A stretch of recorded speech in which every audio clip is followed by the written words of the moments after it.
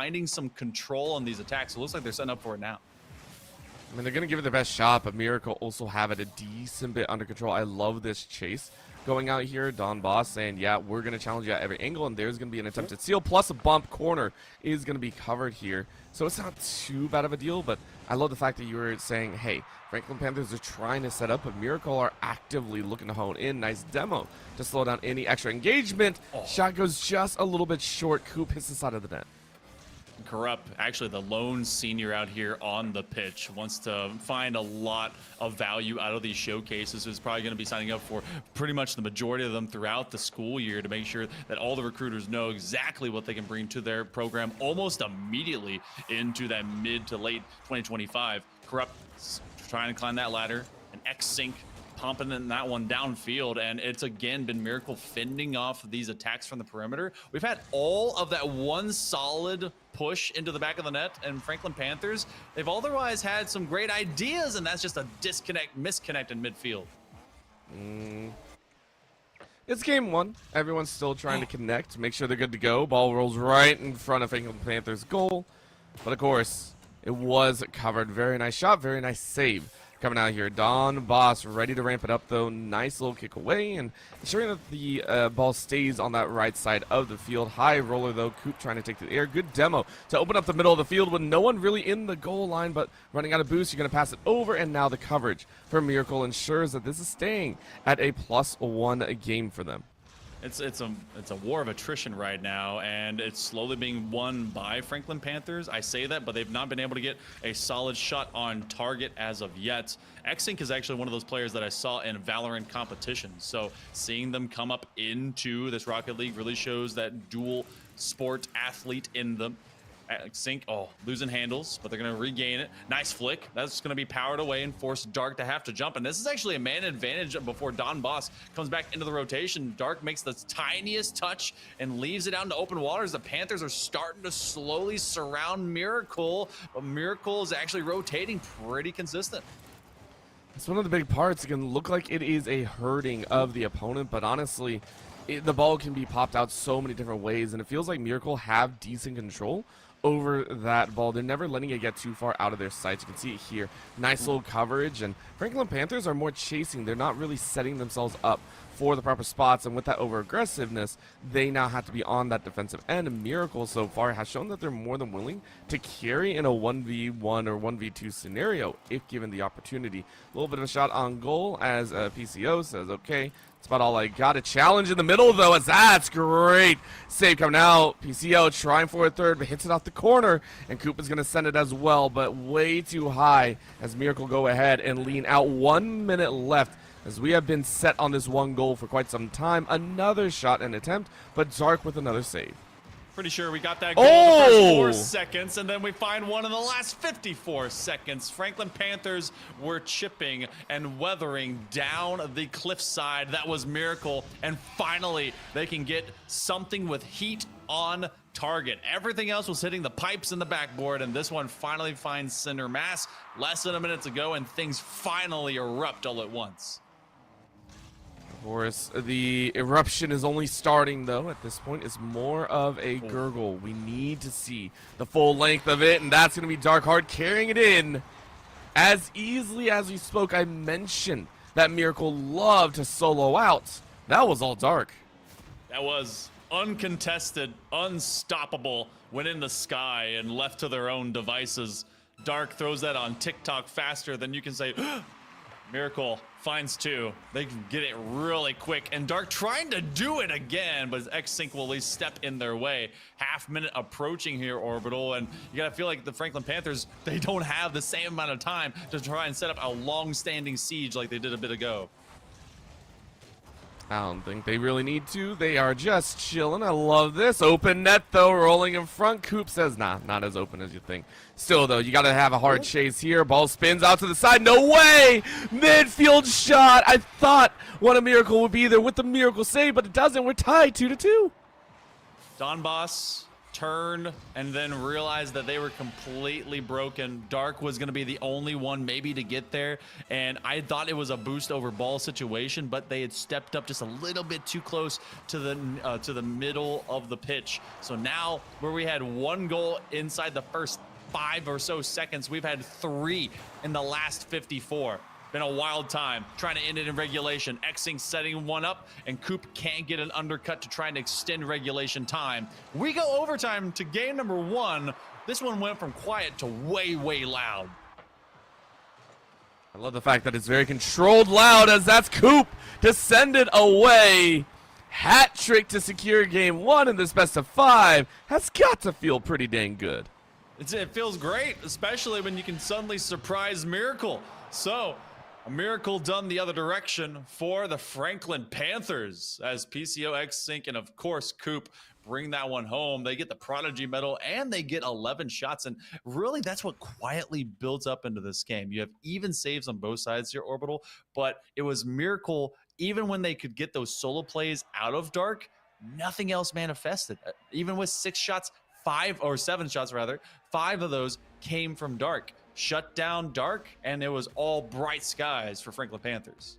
You could almost say the exact same thing, though, for the Panthers. Hey, listen, if we are going to shut anyone down at this point, we've identified that Coop likes to make miracles happen. And with that own kind of testament, I will say I don't want to say Coop played poorly. Do not get me wrong. 3 goals, amazing job, even an OT. But it did feel like Miracle, their defense waned just a tiny bit at the end. And anyone that's played Rocket League knows, if you give an inch, anyone will take a mile. It is that simple. If you let go for like half a second, the goals can rack up very quickly. I have a feeling Miracle are like, okay, no worries. It's game 1. We have a few more to win. We're okay.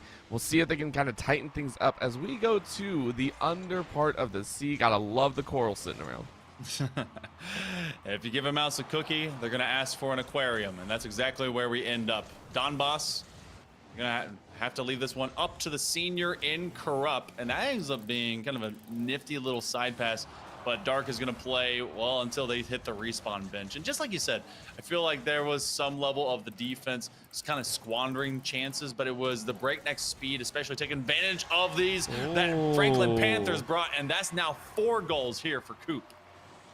Okay. Hey, listen. Coop just trying to shut me up, and I will say this as a caster. I am never more happy than when I am proven wrong, because that means players are going above and beyond, and that's the start here. Coop so far, 4 goals of 4 for the Franklin Panthers. My ego loves to be proven right. I don't mind either. You know what? I'm a human. I can have the full experience, if you will, in this reptilian body of mine. But the first minute finds first purchase here for the Panthers. Dark gets between 2, and you see Xing super retreating. Is going to go to the corner, and Don Boss wants to actually just drop one in. Oh, what a save by Xing. That was as far and away from the defender as you could possibly make that shot happen. And Dark is going to at least challenge Coop. No putback shot to be found, especially as everyone is trying to now turn away to retreat to defense, and Dark has to stop him out. Love the fact that we're seeing those demos come in a little bit faster as well. And the big part is demos, not just for demo's sake. You got to get a little spicy. That's a whiff, though, in the midfield, and that's going to lead Coop to get a chance. Can't flick it over the defender, though. Dark, the 2 stars of the teams at this point, hard fighting it out. Corrupt, of course, challenge on the left side of the field. Coop challenging in the middle again. And this ball jockeying position is a little bit of chaotic mess, because Miracle and Franklin Panthers, neither side, really been given a lot of space and time to set up. We're finding that 3rd man gap. I saw a time or 2. It was held, I think, by Dark, and they were able to get it a little bit twisted. This is going to be a putback, and that's going to be a nice second goal. PCO knew that there was an initial chip made by Coop as they got a demo to just find this one, and then they forced Don to step up to the plate. As soon as you commit on that, that ball better be banged away, or else you're going to be under threat of another shot. With the +2 for Franklin Panthers, they are sitting pretty dang pretty. And it does feel like Dark has been relegated to a little bit of that safe aspect. You are forced into a situation where you don't really get to play your game as much, but when you do get opened up, that is as easy as it goes. Dark carries it straight into the goal. Corrupt with a little backside touch, and Dark on the dunk at the crossbar. The Dark Dunk is nearly automatic 99% of the time. And that time around, it hit that higher percentage. So, sub 3 minutes to go. Dark is going to steal mid boost, and they immediately want to go sprinting with the idea that they can put the Franklin Panthers on their heels. It didn't happen in those first 4, and that's actually going to be Franklin Panthers that now set up on the other side of the pitch. Flippery set, but they can't get the ground pinch. Coop was looking at it though. Coop was like, yo, gimme that pinch, gimme that open net possibility, but Corrupt sends one from high right. And that was just a solid pick. Don Boss with a perfect pass there. Beauty of a shot. That was a heck of a give and go, especially at midfield. So we've really opened up a can of worms here. Great offenses on both ends. The defenses have been a bit stretched thin.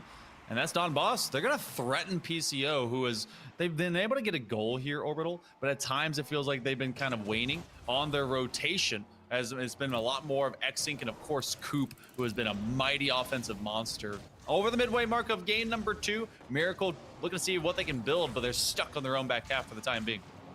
I don't think that's going to change anytime soon either. You're just like, dang, all right, we're getting challenged every which way. Dark tried to go high, left it for Corrupt, but Xing says, I'm not getting juked out here. A little bit of high roll over the side, but Coop is able to save it. And honestly, if one Miracle was there, that would have been huge. Dark saying, okay, they're getting a little bit sloppy. Can we do anything? We got 2 minutes left to score a goal, or else we're going to a second OT. But Coop is also lighting things up and saying, okay, we can make this work. X-Sync sends it off to right. Picked up by Dark, kicked back to mid. Robbed by the laws of physics from that interior post side shot. And you know that Miracle would love to have that lead right now. But no one does, as we're even at 90 seconds and less. Flip reset by Corrupt. They lose it out to X-Sync, and there was an immediate follow by Don. They wanted to be there, but they're going to flip this pitch to his opposite side. So Don is going to relegate themselves up to the corner, trying to be a passing man. But look how far both Dark as well as Corrupt are. There's no support there. So that was all just to test the possible timidity of this defense. We're going to that 1 minute mark. That's a great cut. It was a little bit inaccurate. Well, you got a minute and bounce off the wall. Good setup, but a nice challenge by X-Sync. Third tap, maybe you have it. Nice boost, and it's in. Corrupt with the follow-up. That's how you want to play a Miracle. May not be a miracle because miracles are just out of the blue. That was well set up and well played, as everyone had a decent bit of tenacity. Miracles are just the most extreme form of luck, and luck is built off of taking advantage of opportunity. Miracle can make opportunities happen in surplus. Don ends up getting demoed, though. That's a set to the backboard. They're calling X-Sync's number. He's going to go to the outside perimeter, see if he can get one more to be handled, but Dark is on the backboard, twisting, turning, giving it up to Don Boss. They're going to extend this pitch, and if they can continue to do that, they're going to keep the Panthers pinned in. Miracle looking to type this series here in late term. Oh boy, this is going to get spicy. Don Boss really wants to put the final nail in the coffin. Got 20 seconds to do so. Right now, the Franklin Panthers, they made magic happen before as well. The Panthers know how to hunt. They know how to stalk their prey. 10 seconds left. Dark gonna go ahead and collect, set it up for a teammate, not really looking too far. But at this point, you're just playing keep away, so very, very well done. It's going to be Franklin Panthers. Can they juggle? Ball taps on the ground just before 1. You're able to get a little bit of roll out, but the hard chase I don't think is going to be there, and it touches. And that's Miracle to tie it up 1-1.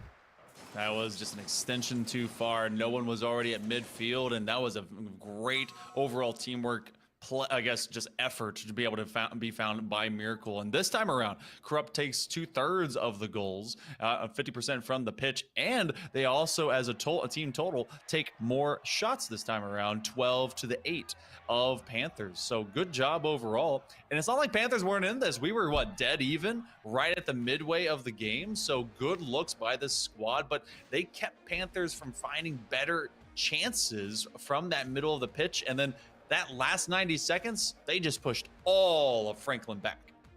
And it felt very well coordinated. Remember, in game 1, all we saw was Dark really taking off from midfield straight to the goal. It was all them. That last goal that they scored, very team-oriented and very, I want to say, engaged from the side of Miracle. Every single player, hey, we are going to dive in, we're going to fight for it, and that's what you got to do. So Miracle coming alive here, and now we're down to just a best of 3. Now they did sell out in that one moment on the third man, but when you're finding blood in the water and your sharks just like Miracle is, you're gonna be doing that a little bit more often. But that is something if Franklin Panthers want to find something to kind of build off of, a weakness if you will. There is at least that defense that gets a little bit lacking. X-Sync, flip reset. It's awkward in the box. The hexagons are filled with blue cars. The same for the orange ones as Miracle responds, and now it just becomes some of this neutral ball play. Watch out! Don was trying to take a big blast at the ball. Not exactly what you want to see if you're on the opposing side, but Corrupt, of course, saying, yo, maybe I get a chance for myself. Rolling out to the right, 25 boost, not too much. Pinches it for a teammate and tries to send it to mid. It's not going to work. Dark on the chase. Rolling it pretty close to their own goal line, and that can always backfire if you're not careful. However, Don goes up for it and misses it as well, so maybe a little bit of a fake. Punched out to the center side as Coop tries to roll it over, flicks it up above, just to the right side, and it's once again Coop in the driver's seat.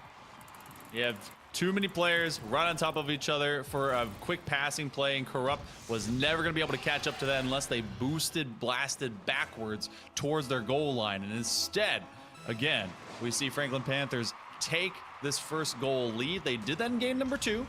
Let's see what happens with Miracle trying to respond. But if X-Sync is now flashing the max, a great defensive effort by Dark.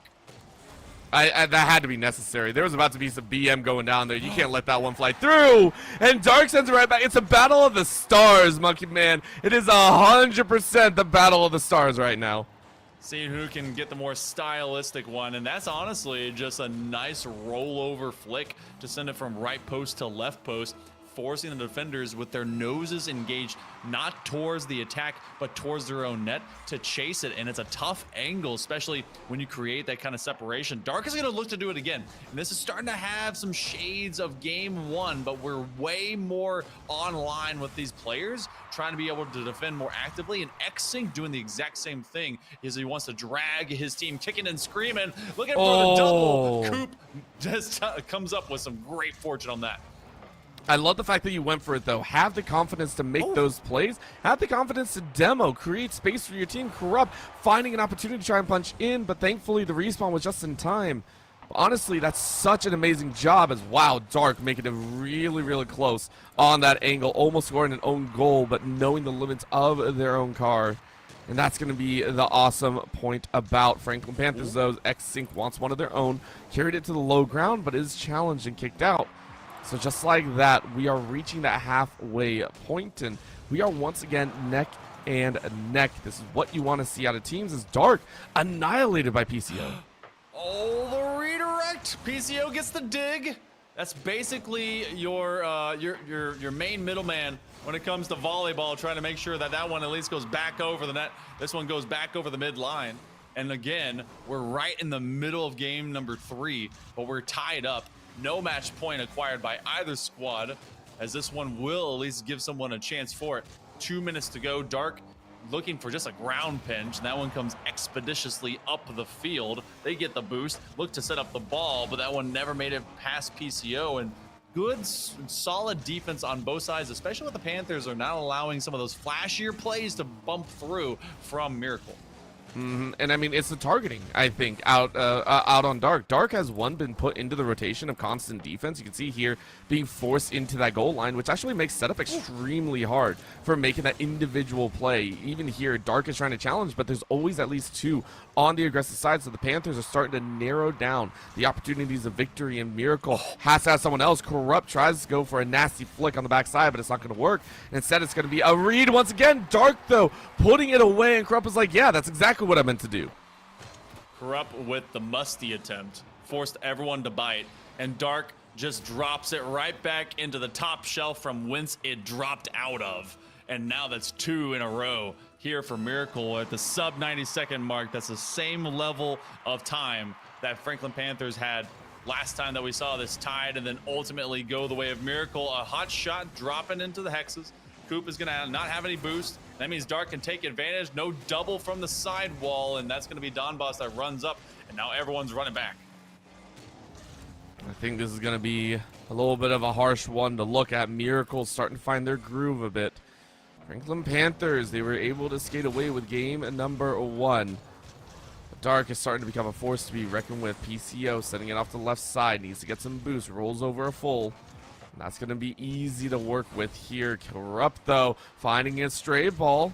PCO using that boost that we saw earlier to make sure to get into position. Now it's rolled right back. Don Boss, though, someone that's been very quiet over the entirety of the series, has yet to really have a name for themselves. Corrupt catching that one a little bit late. Miracle just kind of letting this ball roll around here and saying we can wind down time. All we need is that one goal. That was a fantastic save. Oh! Corrupt, the senior profits from the work of Dark. And this was actually the last touch right there. Made it over both PCO as well as Coop. And PCO had no boost to work with to adjust top 90 shot. That probably put it out of reach here, Orbital, as we go sub 1/2 minute. Franklin Panthers still with their heads left spinning. Oh, Franklin Panthers. It's looking a bit rough. You're able to score one back, though, and X-Sync. Sync it up with the rest of the squad. It was a triple challenge, I think. You take a look at this. Coop went in, and it was just double lined up. You had no real way to tell where that ball was going to pop out. Franklin Panthers, all right. You scored within 10 seconds. You got 18. It's twice the amount of time that you had for that second goal. Don Boss, they ended up, I guess, in the way on this one, as Dark is just going to try and slow things down. But that ends up being the third man that commits. Corrupt finds a better part of it, and they're going to be able to get this one back, as they, more than likely, with all of a kickoff rotation of timing to go, have finally put game 3 away. This feels so good for Miracle after game 1, where it felt like they had the upper hand and kind of let the defense go. You can tell they are not slacking at any point this time around. Very much in control, pinched out, caught by Coop, but that will secure it.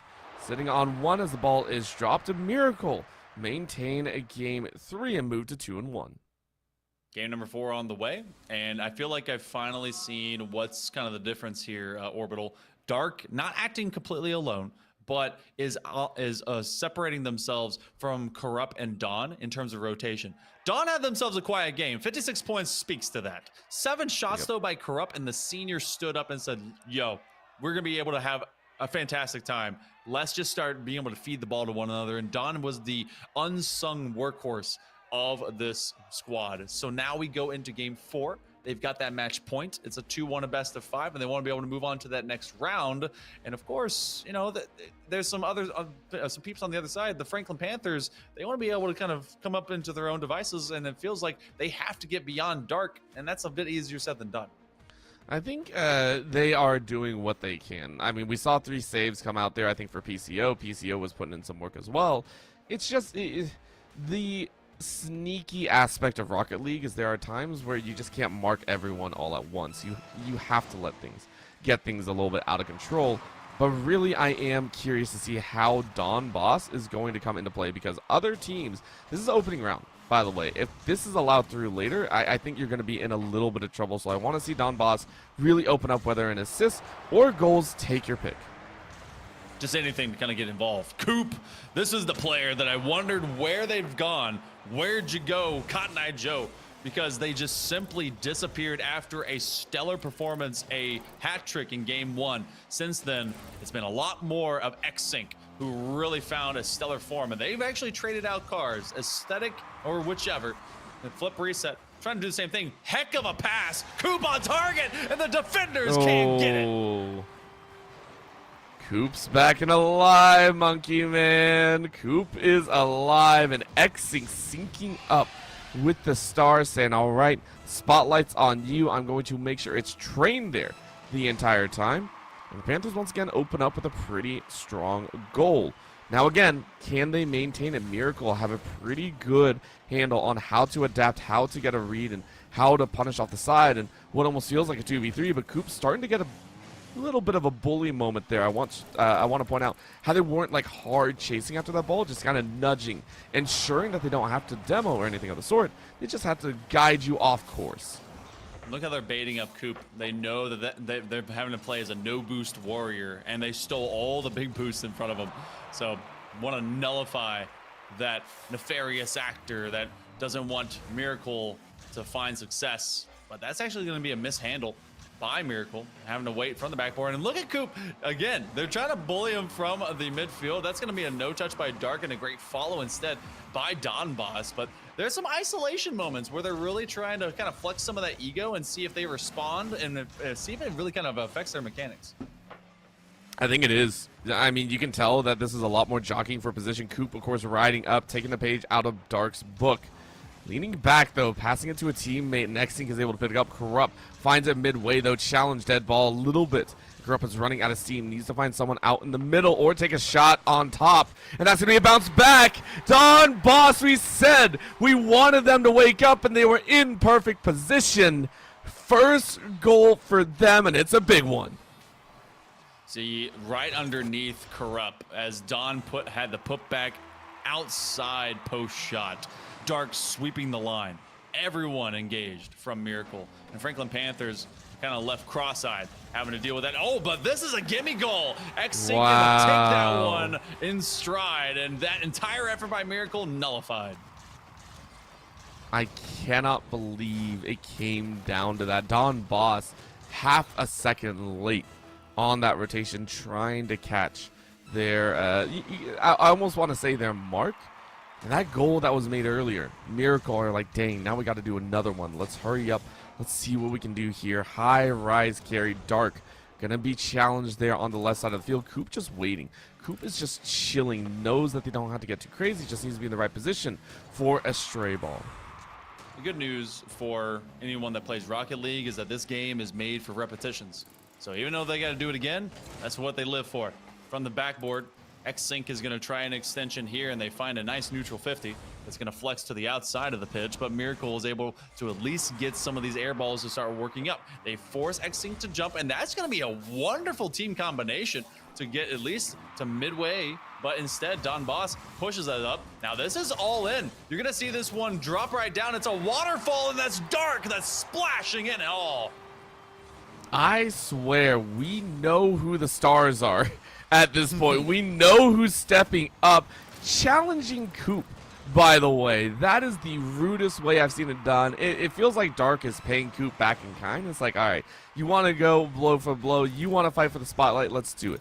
50-50 pops out to the side, high air ball there. Don Boss looking to open up, but able to force a couple of the defenders out, but PCO ensures that nothing else comes from it. Challenge in the air again, Dark has enough boost to try and get a little messy, but rolls in an awkward position, so wasn't able to recover. And that's going to be a demo, though. Coop just annihilated right there, and that hurts. Minute 40 left on the clock. Plenty of time for silliness to occur. Oh, it's a soft touch. What a save, but the putback by Xink.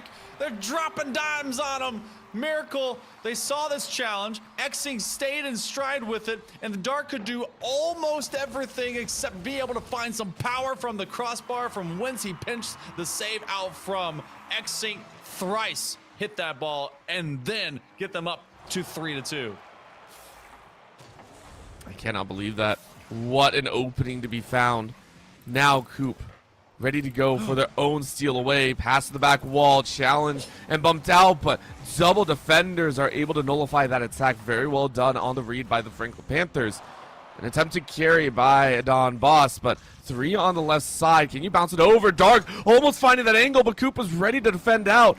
That ball is dragged out of the net, and now you're going to roll forward. No boost, though, to get past any of the others. A Miracle still on a waning point. 1 minute remaining. Trying to see if this will end up going the distance. Game 5, deep into OT maybe. Oh, they send some chaos in the middle of the goal line. PCO threatening. They have Xink all the way back playing as a sentinel. They don't need another goal. This one's just fine. They just want to lock down Miracle. See if they at least overextend. Dark wants boost. They got both of that and ball. That's going to be dropped to the back goal line. And look at it. PCO. What the finishing touch. Franklin Panther. This is Series 1 on the day, by the way. This is Series 1 that we are watching here, and these two teams are going the distance. Miracle, I mean, I've seen Miracles before in under 30 seconds. It's only a few times, though, as that's just a ball bouncing out to the side. Xink was like, yo, let me get a 5th, please. Let's get messy with it. It's not going to happen too quickly. right now Miracle just kind of letting things slide at the very end, and it feels like that happened in game 1 as well. I want to see if they can go ahead and shore things up for game number 5, because it's the last chance that they get. It's the last opportunity they get here in the upper bracket, or else you're headed down lower and you got to fight for your life to party and to move ahead. Wow. Yeah. Round number 1.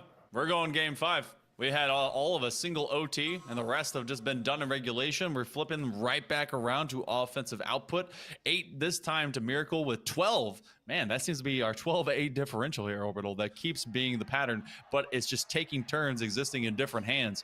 Everyone getting involved on both sides this time. There is no lack of Don Boss. They were very much in the midst of it, but instead it's gonna be Franklin Panthers, which, by the way, I've seen that program and I've seen those players before. They definitely can be able to bring it out, and they're one of the best in the state. Really, I've seen them come up in North Carolina in big ways. But game 5, it's do or die. All the previous games washed away. You simply got to be able to execute, and this is just to be able to move to the next round of the bracket, not even the grands. I mean, these squads as well are going to possibly go up against Phoenix, I believe, the #1 ranked squad that we're sitting there going, okay, this is going to be spicy.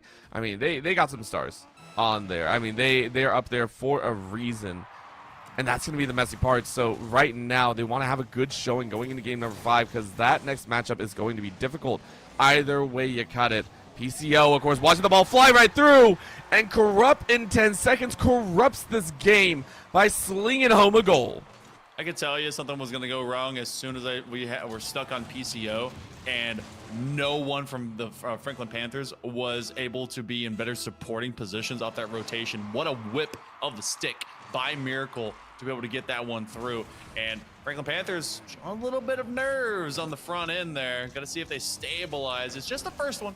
See what follows up for this first minute of play. I think it's going to be... I'm going to run a prediction and say it's going to be a little bit more quiet. I think both times that we've seen it, it's always, you know, maybe about 2 minutes before we get real spicy into the game, and until we see, you know, those 3 or 4 goals just get slammed back to back to back in this series. So, you know, we'll give it a little bit of time, and I'll take a little sip of my Sprite, chill out, relax, as I mean, these teams are absolutely not doing that. The zero chill between all of them. It would be a TikTok and a half that Dark definitely runs, where he would play with one hand on a controller and the other hand on a Sprite Chill. I can see that happening. We'll see if he can do the Sprite Chill challenge in that way later on. But the first minute does come to completion. You have 2, and Dark has to basically bounce that off their own backboard to find some level of safety.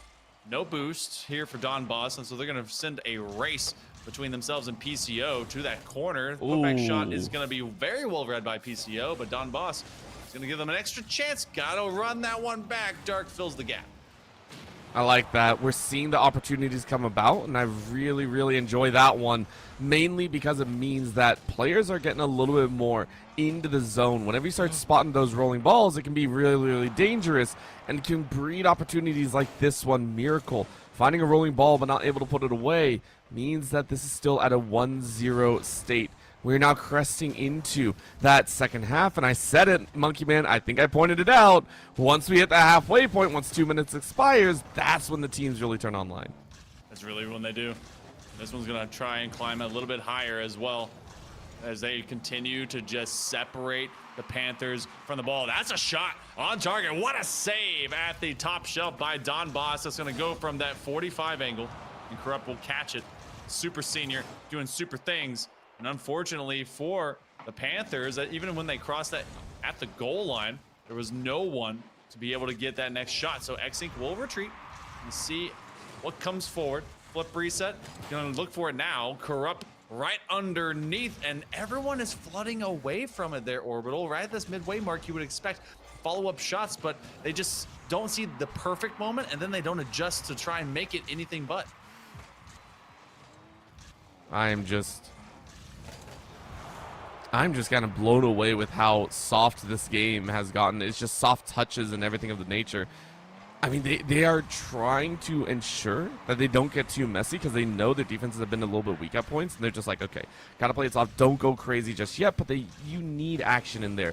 PCO gonna try and do it on their own. Carries it to the left, pinched out by Dark, immediately challenged by Coop, and then Dark tries to redirect. A little bit too slow on that flip, so the ball doesn't go exactly where you want. Sent back in the Panthers' hands as they have a minute 40 to try and make some magic happen. Remember, this game number 1 started very eerily similar to what we're seeing from game 5. A score within the first 15 or so seconds, and then a very quiet remainder of the game. They scored at 54 seconds remaining. The side of the Panthers did, and then we had 3 scores just like that. That's a set. Trying to be able to dive a little bit further and deeper into enemy territory. That's going to be PCO. Oh, goodness, he gave up just a little too much, and that's enough for Dark to put a second through.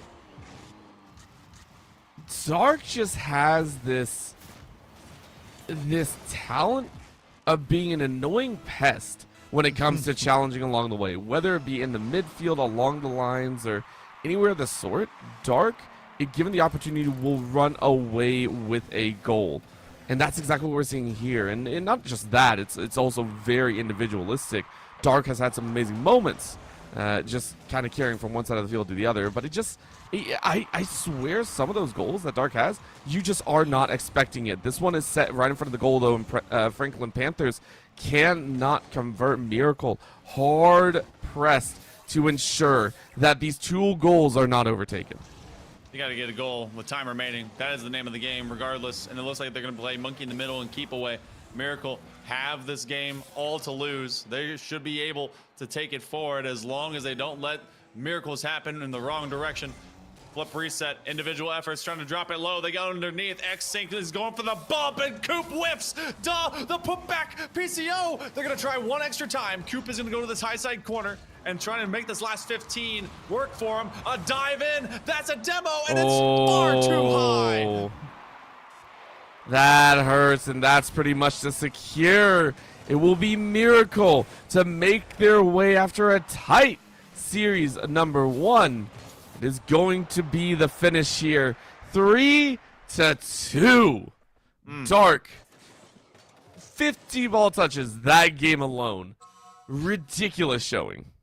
That's a ton of possession. Anyone that can be able to just use that measurement of kind of ball touches, that means that there's that much influence by Dark. And obviously, you got to see it end to end. They got a great shot, but this entire game, we knew that they were one of the key markers for success for this Miracle team. Corrupt came up in a big way, and so did Dawn, who really kind of faded out about midway through that series. But give it to them, as they were able to keep the Panthers from ever finding their footing. That last minute, I'm a little sad, because there was 2 chances, 2 in a row, where it felt like we could have seen the Panthers at least cut that lead in half, and they just couldn't keep their nerve.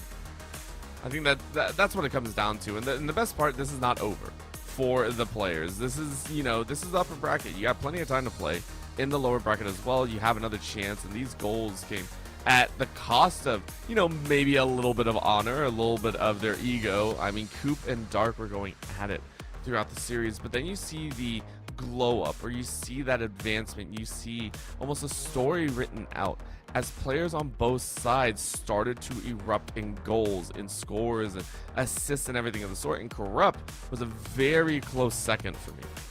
Yeah, Corrupt, honestly, the senior coming in and trying to make a statement alongside the pedigree that is Dark, and it felt like that once they played catch up, that team in Miracle was stable, they were serene, and they were successful through and through. But we got more Rocket League in the forthcoming future, but even closer, we've got some Overwatch 2 coming live and loud at you. We'll talk about all that and more here for the August Spin Showcase in just a moment.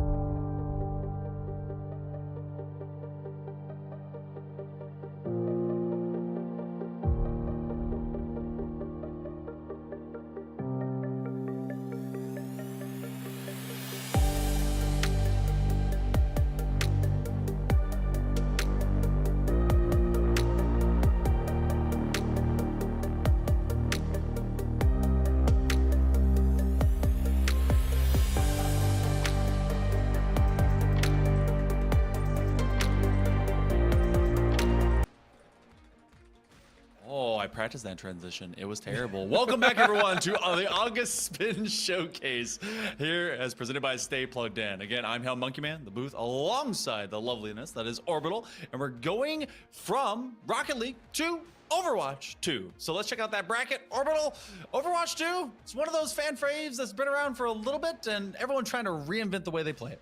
I mean, they have to, because guess what? We're getting 66 back soon. I mean, man, I wonder why they announced that. Yeah. Anyways, getting into this is only going to be 5v5, obviously. And the reason that we had a little bit of an extended break is because some of the matches have already gotten really spicy. Just like our earlier Rocket League matchup, West High Vikings and Dreamland went the distance from what I heard. Very, very competitive 2-1. In that stance, but you can see the Goombas and Dreamland will be facing off. Party went ahead and won over Franklin Phoenix, who are now going to face off against West High Vikings. So I'm extremely excited to see what goes down. Yeah, we're going to get this one hot and started. We actually may have a little sprint and spree of some Overwatch going on as we'll show maybe a couple matches in a row. But Goombas are coming in as the top seed. So Dreamland, they may have been difficult against the West High Vikings, and Goombas may be turning this into a very swift push. Well, we're at least going to, I think, see push at the other end of things. But for right now, we're actually going to be going into control. So as we get to kind of prep ourselves, look into this this setup, this is actually one of my more favorite maps, as it really provides a lot of tower consistency. And there's basically two modes of construct. You either go onto bridge, or you have to be able to run it all the way into that security room. And I love Lucio in particular on this map. I don't think anyone else hates them, so that's going to provide a lot of your kind of ebb and flow speed state about how well you can be able to re-execute, especially onto this beginning site. Well, not just that, it's also the, I want to say, the meta standard for pretty much any collegiate. So these high schools are already getting into it. I mean, we talk about collegiate. How many times do we see Lijiang Tower as the opener? It's like 90 to 95% of the time. It might as well just be Lijiang Tower. Don't even say controls, like Lijiang Tower. That's our opening map. I'm so sorry. But you already see it. You called it out earlier. The Lucio is a bop for Red and Ducio on that end. Main thing, taking a look at the secondaries, is going to be a bit spicy. One of the things that we see, the Hamster, Monkey Happy, more than happy to run that Wrecking Ball style, and that in itself is going to be a little bit more messy. Oh. I mean, this Symmetra is going to be real nice to break out, get a little bit of a quick pop. There we go. A little bit of early speed, and that's going to be the chase for the Goombas. And we actually flipped over into Doom. Ooh, overall immediate pressure, and that is two massive picks. They go running, they're gonna reset, and that is an immediate win. Goombas goombaing all of Dreamland and bully them from the start. Revenge of the Fifth, Goomba strike back. I don't know, that is a wild piece right there. So early on as well. I just want to point that out. Those snipes were so dang quick. Chan and Paincare really stepping up to ensure that those DPS moments are huge. I just want to point out how quickly it snapped as well. Dreamland had, what, 2 moments apiece? And then after that, it was gone. This secondary re-engagement, though, Malix is really starting to fire away. Might be able to crack open this this early push.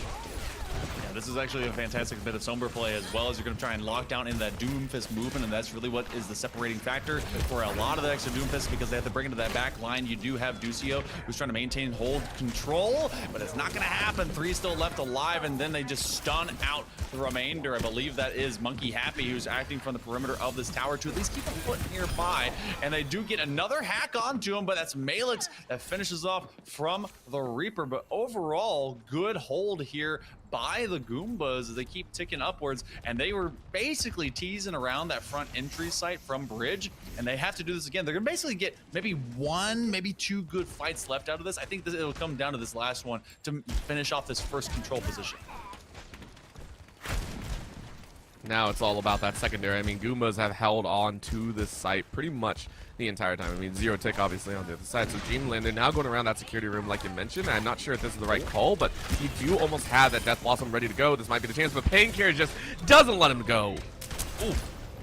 But again, at least off on to the explosion. That actually ends up coming through. Oh. Great leap to be able to get him from behind. And if you get Monkey happy, being happy, then it's just all bananas. Quick connection, and they're just gonna have a doom be doom revenge of the fist that came through, just like you called a bit ago. And they're just bumping knuckles. It gets bloody out there. 90%. That in fact will be the final fight, as they just kind of keep them at bay, unless you're gonna find some extra speed. Wrecking Ball is not gonna get invested here, and it is just a harbor at the gate. Damage from the heavens, and they do go to OT because they can touch sight, but I feel like this one is all but over, especially as the overtime will finally tick down. At that point, Red is just dancing on the waters, saying, "Hey, yo, we got a perfect run." And honestly, we can't sit there and say that you know, Goombas. Like they're like, please check some stuff in the corner. Goombas are top tier for a reason, and they showed it there, and I love that. We foresee Goombas pretty much taking the entirety of this one with how clean they are currently playing, with how very in tune they are as well. I just want to point it out, they may have looked a little bit disjointed in their engagements last round. It doesn't matter. Like, this is a squad of powerhouses, and I love seeing that. So we're going to continue forward with it as well, and I feel like we're not going to see much change. It does look like we actually have Red kind of flexing over just the tiniest bit. So if that does hold true, Lifeweaver could be able to provide some of that extra AoE healing, but the Wrecking Ball at least does get cooked for all of a second. Trying to see if they can get over the top here with this Echo, and that Death Beam really does come in clutch, providing some extra damage as that one's found out by Monkey Happy. And it's so difficult to be able to provide, especially if you don't have a hit scan that has taken this Echo out of the air. Lifeweaver, oh my God, God, is going to step in, and Red, this is actually a full wipeout. For the most part, Dreamland, they barely get the seaside here, Orbital, and everyone just being very well healed up, especially out from this Ana Ducio, doing great work away from the Lucio. Even Snotty getting in on the mix took out Malix, and it's just, this is a team that is to be feared, and if you are on the other side, you just have to sit there and go, yeah, we had a rough one, and we knew this was going to happen. Overall, though, I think Dreamland, you go ahead and try and ramp up. Oh, maybe get a tag and a half, but these snipes, like, honestly, Goombas, they are letting nothing go to chance. They are locking down every quarter. Look how tight their defense is. Yeah, they've not allowed them to go through any position for free. That is bullying, and that is going to be an active turret and a very happy hamster from behind. You're going to have that, that quick wave push, but that's actually Goombas now dropping 3. Red catches Ducio, and that's going to be quick to be able to accumulate. Dreamland, for the first time in what feels like forever, have a moment where they're going to be able to go to sight, and they're going to flip this one right around, dependent upon if we can get Dragon Blade built up. I say, oh my God, not exactly guaranteed, and they're throwing the minefield out there to try and establish some recontrol. How dare you ever doubt the Goombas? Goombas are like, they are the building blocks of Mario. They are there all the time. Like, how dare you? How dare you, Monkey Man? I want the Goombas to know I never doubted you for a second. Never doubted you. 200 to 0%. Like, I was all for y'all. Like, this is Goombas taken away. Oh, and they're chasing down their Reaper, not allowing them to Phantom on out. And of course, this was all made possible. It was by Monkey Be Happy. They did it when it came to the first control site, and it looks like they're going to be doing it all again. They're already at 75%. Oh my goodness, drop the ball and then just dropping it on their head. They become bowling pins, and they're knocking them straight out with a strike. At this point, it might even leave the 9 and 10 pin just for a little bit of fun. However, that clothesline at the end, Monkey Happy. This is why Wrecking Ball is such a nasty tank DPS style. It's just, it is one of the most frustrating. A good Wrecking Ball will mess you up for ages, and you will have nothing to say about it. That sleep was just the icing on the cake. It's going to be a last-ditch effort here. Dreamland going to try their hand at staying on side of the point, but the OT winds down, and it is 2 100s to 0. A long time you guys waited for the first round to go through a game 3 of a BO3. That's quickly coming up. Goombas showcasing exactly why they're the #1 seed. Monkey Happy. They did it with Doomfist, and they did it in a big way off this Wrecking Ball that just wouldn't leave anyone alone. I am so sorry to ever cast any kind of doubt, and look at the Rolling Thunder out of that. Oh my goodness. It's just so clean. Like, everything the Goombas do is so clean, and it's, to me, something that a lot of competitors do need to run into at least once in their lifetime. You know, if you're competing in esports, it's good to know the barriers and the challenges that are there. I think one of my favorite things is whenever you talk about like geniuses or well-tuned players in esports, it's probably one of the coolest things is the pathway to pro is not exactly a wall and a half to jump over. Sometimes it's just a straight path, you know, whether it's a mile long or not. But these are some of the players that, you know, in Goomba's side, the top 500 pretty much, that's where a lot of these guys are ranking. You can sit there and go, I want to reach that point, so how do I do so? Do I go back to aim labs? Do I go back checking, you know, my micro mechanics? Is it the team play coordination? You don't know. But in some of those matches, there is a little bit to clean away, so I look forward to Dreamland fighting back through the lower bracket.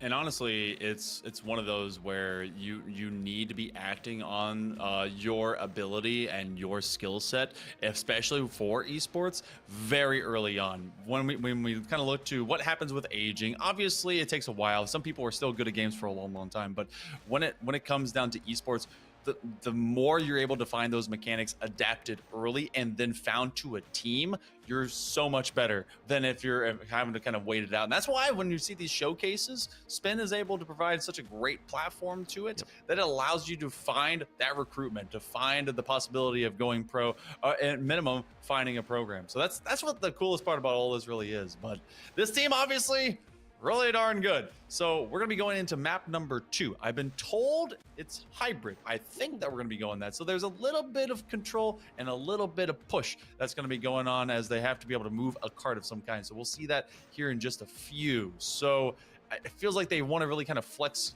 away from these positions, and they're not all kind of frightened, at least on the side of the Goombas, from going and taking those deeper fights. We got to see that be matched up with the Doomfist, and then Wrecking Ball just never let them really get a chance to get to sight.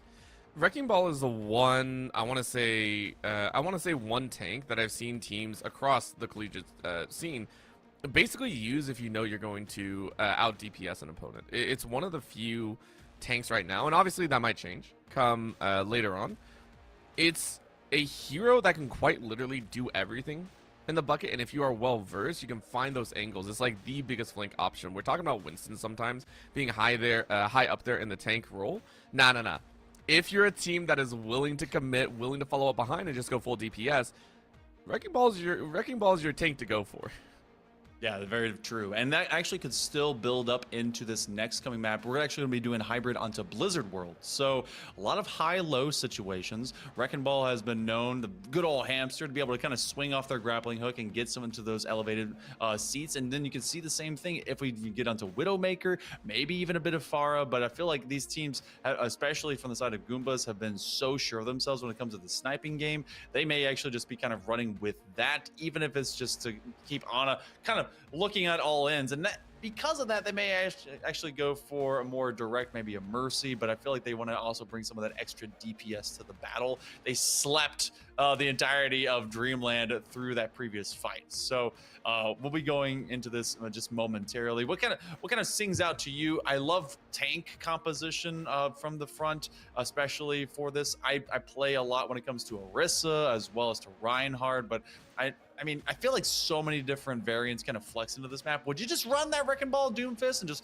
leap over the defense? Oh, 100%. I'm a lazy. I don't want to fight front to back. Screw that. I mean, not only that, with a Doomfist, with a Doomfist Wrecking Ball, throw in a Genji there as well, just to get a mess with it. Actually, don't do that, please. Like, someone's gonna yell at me for that in the future. But it's get messy with it. A lot of people say in Blizzard World, the hardest part for the attacking squad is literally the front line opening. It is, if you are not careful, it is very difficult to crack through that first opening and to get onto the point. And this time around, I mean, we're going to have to watch it. Of course, you can take a look and see what's going on. Right now, it's immediate check up, I believe, as we are going to have, if I'm not mistaken, it is going to be Dreamland on the attack first. And then, yes, and then it is, of course, the side of Goombas on that defense. Yeah, and so that's actually starting with Winston. So that's going to be a lot of versatile movement as they're going to be able to bring in that primal rage to also really make that funnel point even more of a funnel. Like you talked about a second ago, we're going to be seeing a Genji, at least for the momentary future, especially on defense. And that's going to be a ton of damage output as they're just facing extra shields and Ana and Snotty Finger that should be able to keep everything calm. And then you even have the Riot Barrier that's going to be off of that Brigitte. So you have to get through some long distance fighting, especially from this Ashe, and it looks like they're going to try and counter that, but Red, well, there's your Lucio down, so right at the door. No beats today. No beats today. Only our beats. We hire the DJ. Our DJ wins. Right now, though, Monkey Happy is very Monkey Happy. Goes ahead and lightning bolts literally everyone. That's a zap and a half around, and the Goombas are just chilling right now. That is an ace so quickly, I'm pretty sure. Just a team wipe right there. Big team kill. And, wow. Okay. Yeah, I was like, all right, well, what else do we got to talk about for the next 3 minutes? Yeah, well, I love Blizzard World. It's actually one of the few theme parks that I've not gone to yet. So, shout out eventually when I can get there. I want to see some influence from Czech. Because on this Doomfist, you're going to be into these big, quick, charged up fights off of your fist, and you have to be able to push them on back, and you have to find some kind of pick potential. We've not seen that as of yet, except because Paincar is able to get rid of Malix, who's trying to snipe from distance, and you're getting Chan throwing down the fire off of that Winchester. My gosh. This is almost as bad as the Outlaw that we saw. That we see. Yeah. It's like, jeez. Stop with the pain, but it's so good. It's so good. And again, I respect Goombas. Sometimes in these tournaments, you see some players and some teams just kind of like chill out. No big deal. You know, we rock how we rock. But honestly, respect. You play as hard as you can, always, and you ensure that you get a victory. We talked about this in Rocket League, how some teams get a little bit complacent, and that can lead to momentary lapse in strength. You see the raw strength out of the Goombas. They are like, we will be thwarted no longer. We will rise up against the angry plumbers that wish to stomp on our heads, and we are going to take those steps. That is now a third straight team fight win, a negation of any attack from Dreamland. I feel like we're going to see a Kitsune Rush blast here very soon. You have less than 2 minutes to go. You're going to see a leap right out. And then they're going to see the Primal Rage. That's a lot of damage. And that's going to be a lot of dead players here very soon. There goes a couple. The Dragon Blade in combination with that makes this a buffet. And Goombas are the only ones eating. Everyone dropped down a full team kill. Wipe them away. Dreamland has gone snoozing. You know how a big brother and a little brother, when a little brother tries to step up, you know, is like, oh, I can play the video game like you. Big brother's like, haha, bet. Give me 1 second. Leans forward 2 inches. This is what's happening here. Goombas are having a ball and a half, and I respect them so much for it. And I just don't see it stopping anytime soon, as that is a boop and a half. I love that call down. Hey, send them flying and go ahead and just kind of solo them out, but that's going to call down the Angry Monkey as well. Huge stuck in the corner, though, as Snotty is like, yeah, I don't know what they're doing. I'm good. I'm safe. That was only one annihilation, though, and now it's Malix to find a few more. Dreamland actually might have found an opportunity.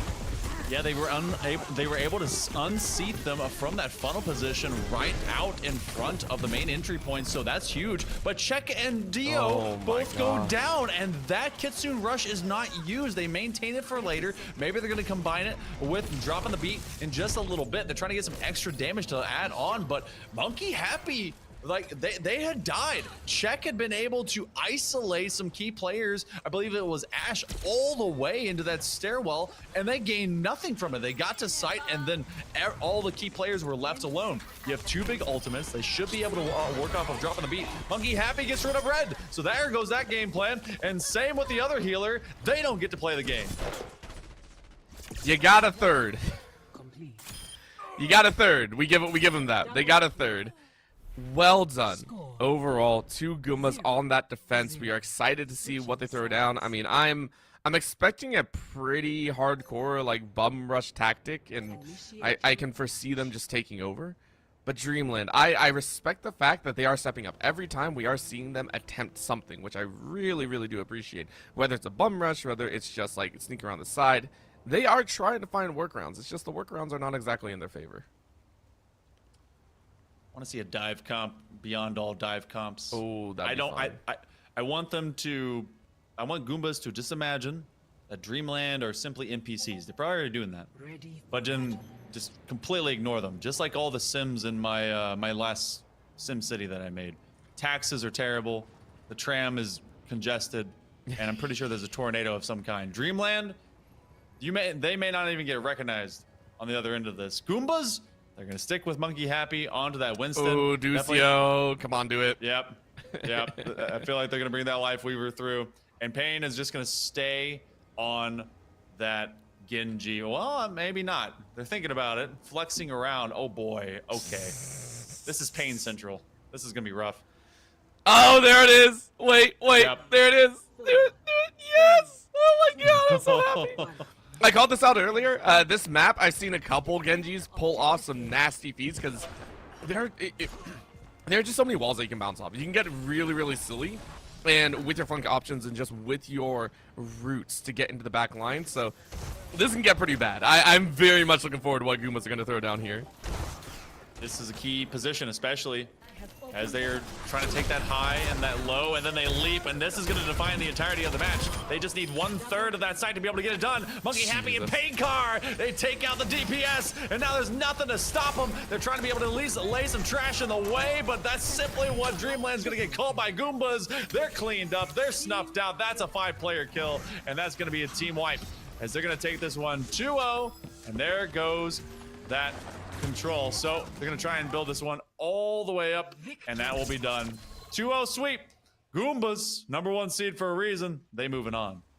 So simple. I actually don't know who's gonna get the MVP. Like, who's gonna get to play the game? Okay. I see you. Yep, Dragon Blade combo with the Primal Rage, non-stop pressure, never allowing anyone through the gate. No key for the side of Dreamland. Goombas, they stopped them straight up and straight out. So it's kind of what we expected. It was a long early round feeding into this first round of this first seed rounder, but yeah, it's pain at the door, especially in that game. But can the Goombas keep it up? I feel like they're kind of battle tested in that same way. Thoughts before we throw to a break? No, I honestly, I hate saying it, but there are just some awesome players out there. As someone that has never made it past round 1 of any tournament, that hurts to watch, you know? That does hurt. That's why I'm a caster on the desk. But honestly, like I said, I do love it. I love the fact that we have squads that have played this well, and I really, really do hope that they find homes in the future if they want to continue their collegiate run. Oh, you know the programs are already scouting these guys out. Yep. And of course, you guys can do the same. The VODs are going to be here as well as on the Stay Plugged In YouTube. So make sure to check them out because they're going to be sending to you and maybe going into your institution of higher learning. But for the time being, we're going to be an institution in org that's going to take a short break. More of the August Spin Showcase here right after this.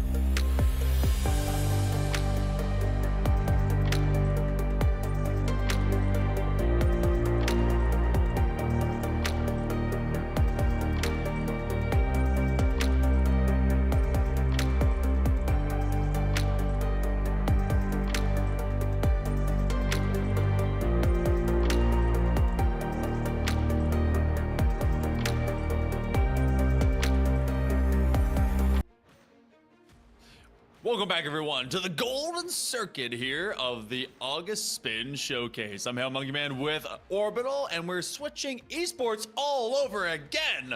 Can you believe it? We're going from Overwatch back over to Rocket League. Let's check out the bracket. Let's see how this next matchup is going to be shaping out. And, you know, we actually have some information. Orbital, enlighten the fans at home what's going down between these two.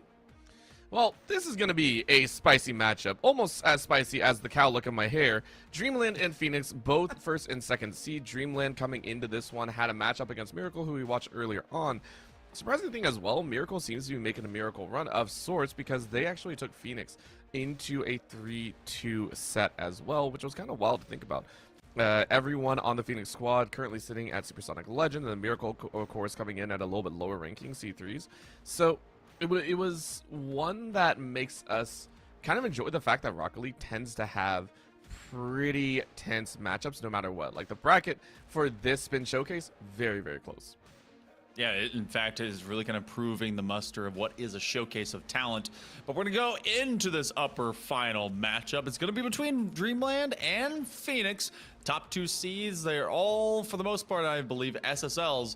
And that's pretty much now the new regular, the baseline for some of the best performing programs in the nation. When it comes to CRL, when it comes to your biggest collegiate Rocket League players, it used to be, oh, it's a champ one guy. I don't care. It's like, what are they? Northwestern Kentucky State Private Institute of Technology? No. This is where the big names are coming through. It is gonna be a very high hurdle to make it over. Let's go into game number one. That's 5 on lock. Going to the most standard stadium as well to start things off, and gotta love the names as well. But Ghosty just throwing out with the best one with a quick little demo. And I will say, I will always like the physicality of demos a lot more. I am a big fan of it, mostly because I can't actually, you know, properly put any good flicks on board. So I just demo. I'm basically, I'm a bludgeoning Quidditch. That's what I am.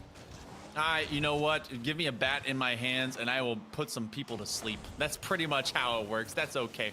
And I try to do the same thing, but it's also one of the more difficult things to do in Rocket League because not only are you having to play at least to get a single touch on ball or at least be an influence, you're having to chase down a player and the ball is moving away that everyone's hitting it to, and that's influenced by everyone else.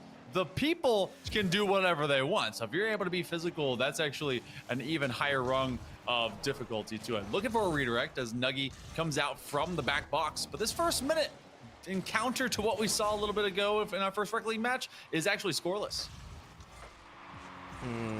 I think that leads itself because of the constant defensive patterns here. You can actually see no one really wants to step too far in a way. Even the double touches don't feel very in control. Nuggy setting it a little bit too high, but a third touch almost makes it in. But there it is again. Phoenix have a pretty good handle on this defensive rotation. I don't think it's going to stop anytime soon.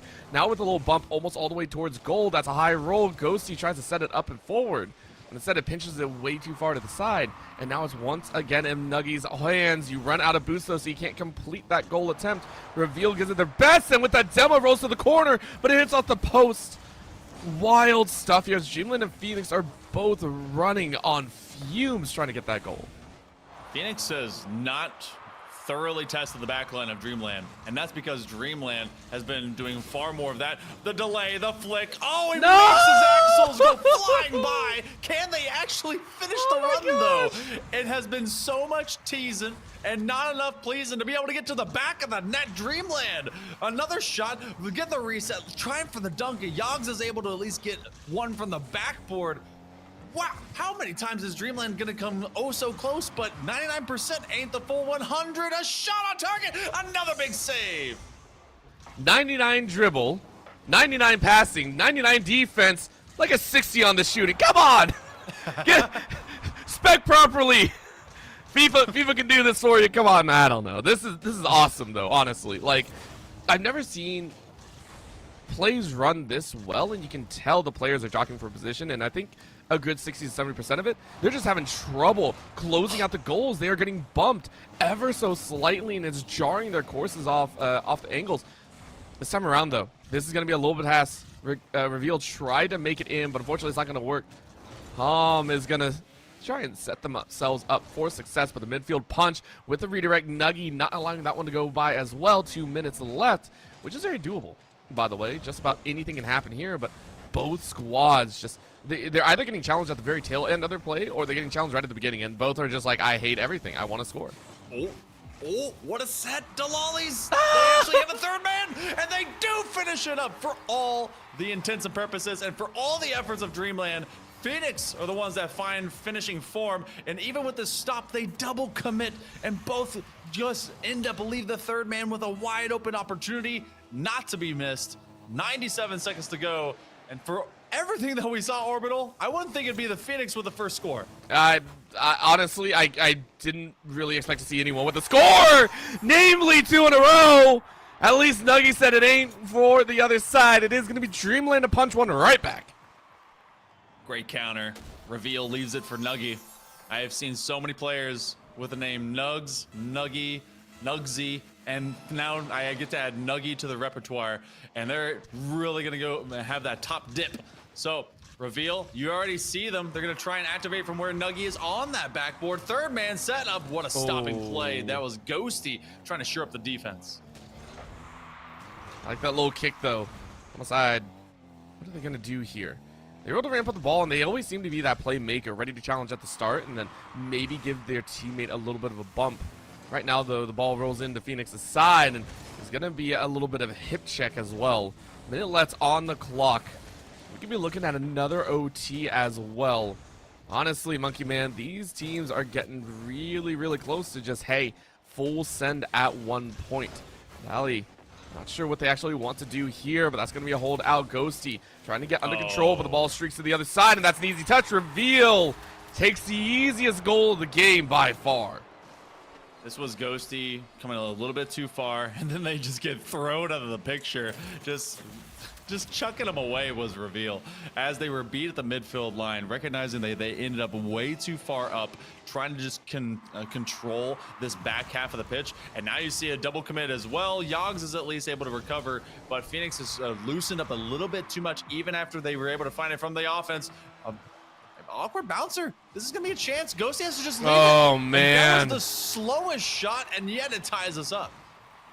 Sometimes a change of pace for the ball is very important. Look at that. Doink. I was like, I don't know what else I had to do. That was that easy. We have had 4 goals scored in under 2 minutes, by the way. I would like to point that out. It was so quiet in the first half, and then bam, all this happened. It's like, okay, screw defense. We're going to go all offense because we need to score, and I really, really do appreciate that one. It's another curve ball as Nuggy looked for an easy pick, but Dala is like, nah, we're not having that again. Like, we're just not dealing with free goals anymore. We are going to ensure they have to work for every single one. It's gonna be a threat, but minor as it is. Trying to pick one back up, and there's no one to face against them. Looking for a doomsday dish. Yogs was the last chance. Looking for the backboard. That's gonna be a full dive. They actually have a chance to get this right back in their hands. Delali is actually fully commits back to it. They're gonna let this one touch grass instead. And for the second time in 2 of our game 1s, we're going to overtime. Well, and then an immediate demo as well. Like, nobody wants to play. Reveal tries to carry it over, but Yags is saying, nah, I'm going to challenge as well. 10 boosts left, 1 in the tank, and gets demoed from behind, so a little bit more space opened up for Dreamland. In this game 1, though, it is going to be a problem. It's right outside of the net, though, as Yags is like, okay, wipe the sweat off my brow. All of a sudden, the sweat's right back. Yags coming in, curves it, speeds it up, and that's the roll. That's all you need. And that's Phoenix with their third, a 3-2 for game 1. Never underestimate counterplay speed. Yogs is able to find that one in midfield. They had no boost, but they were on a flight pattern for success right underneath. Got that cut, and that touch was just far too expeditious for the side of Dreamland to come back to. And this is what I was talking about. 14 shots to just 8.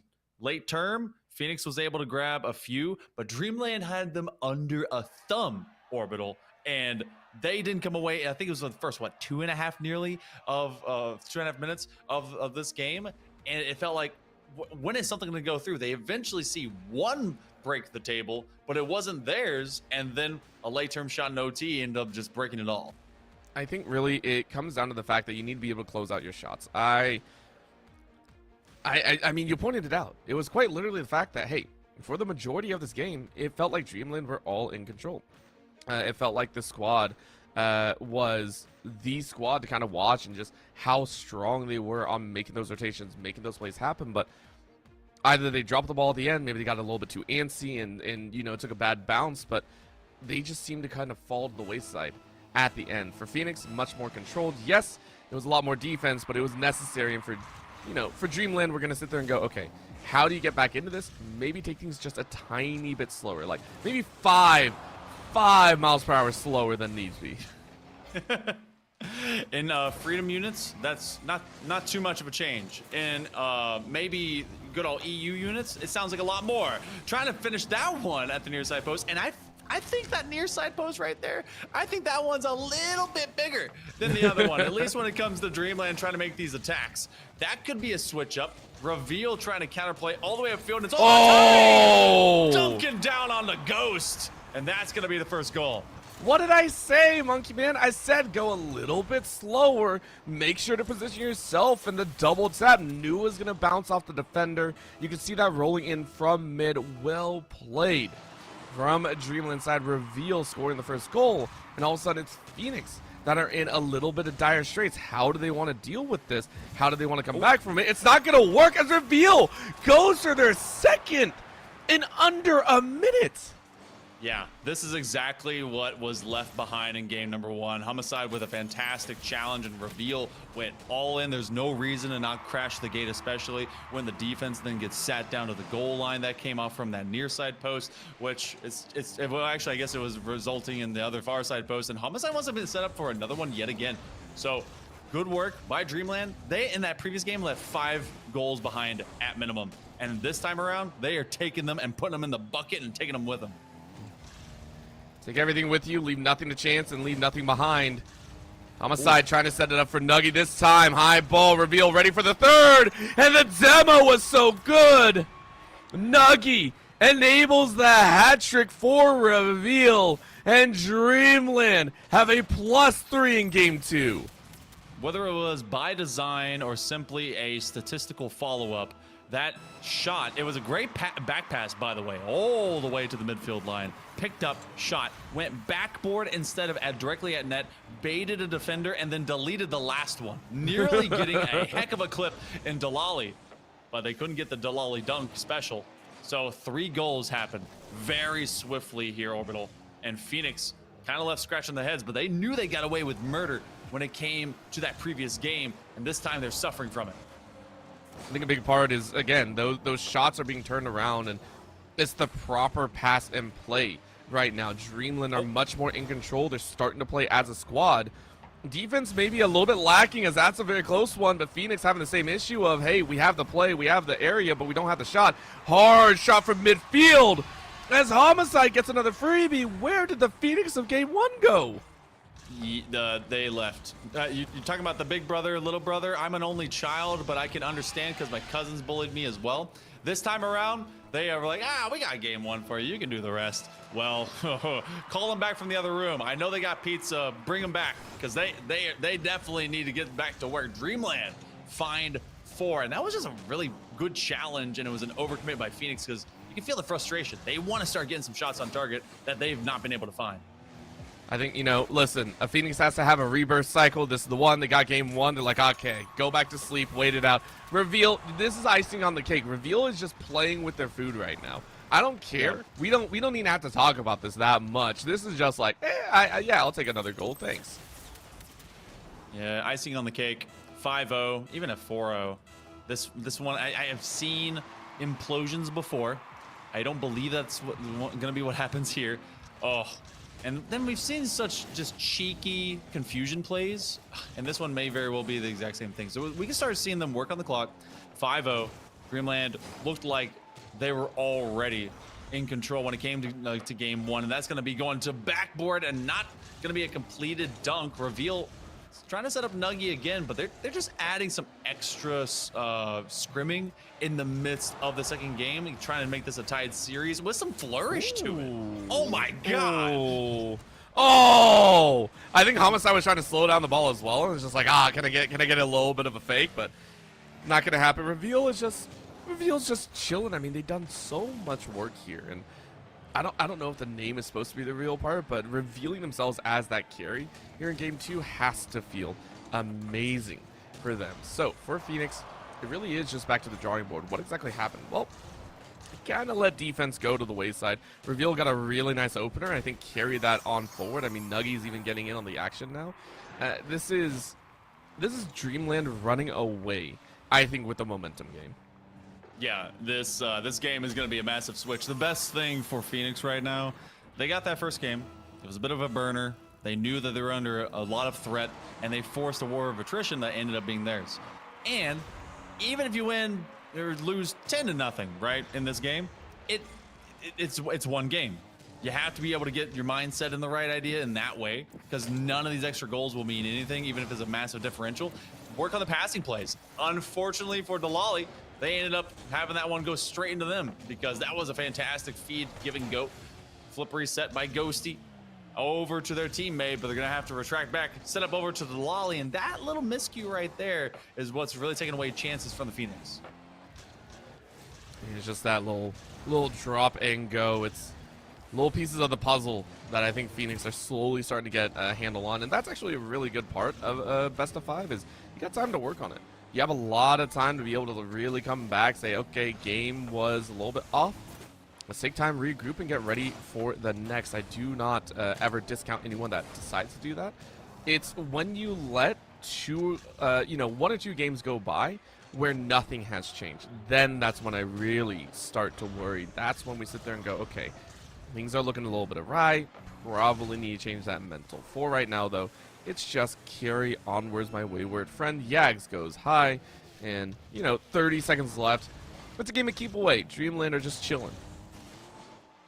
I feel like the extra comms would really help out on the timing between some of these attacks between both Ghosty and Yogs, because I feel like actually Ghosty has been able to find a lot. Delali kind of lagging a little bit behind, but just like you said, you're gonna need to see some adaptation and see how they can take on the challenge going against Dreamland. Dreamland absolutely threw the Phoenix to sleep, but it's time for a Phoenix down.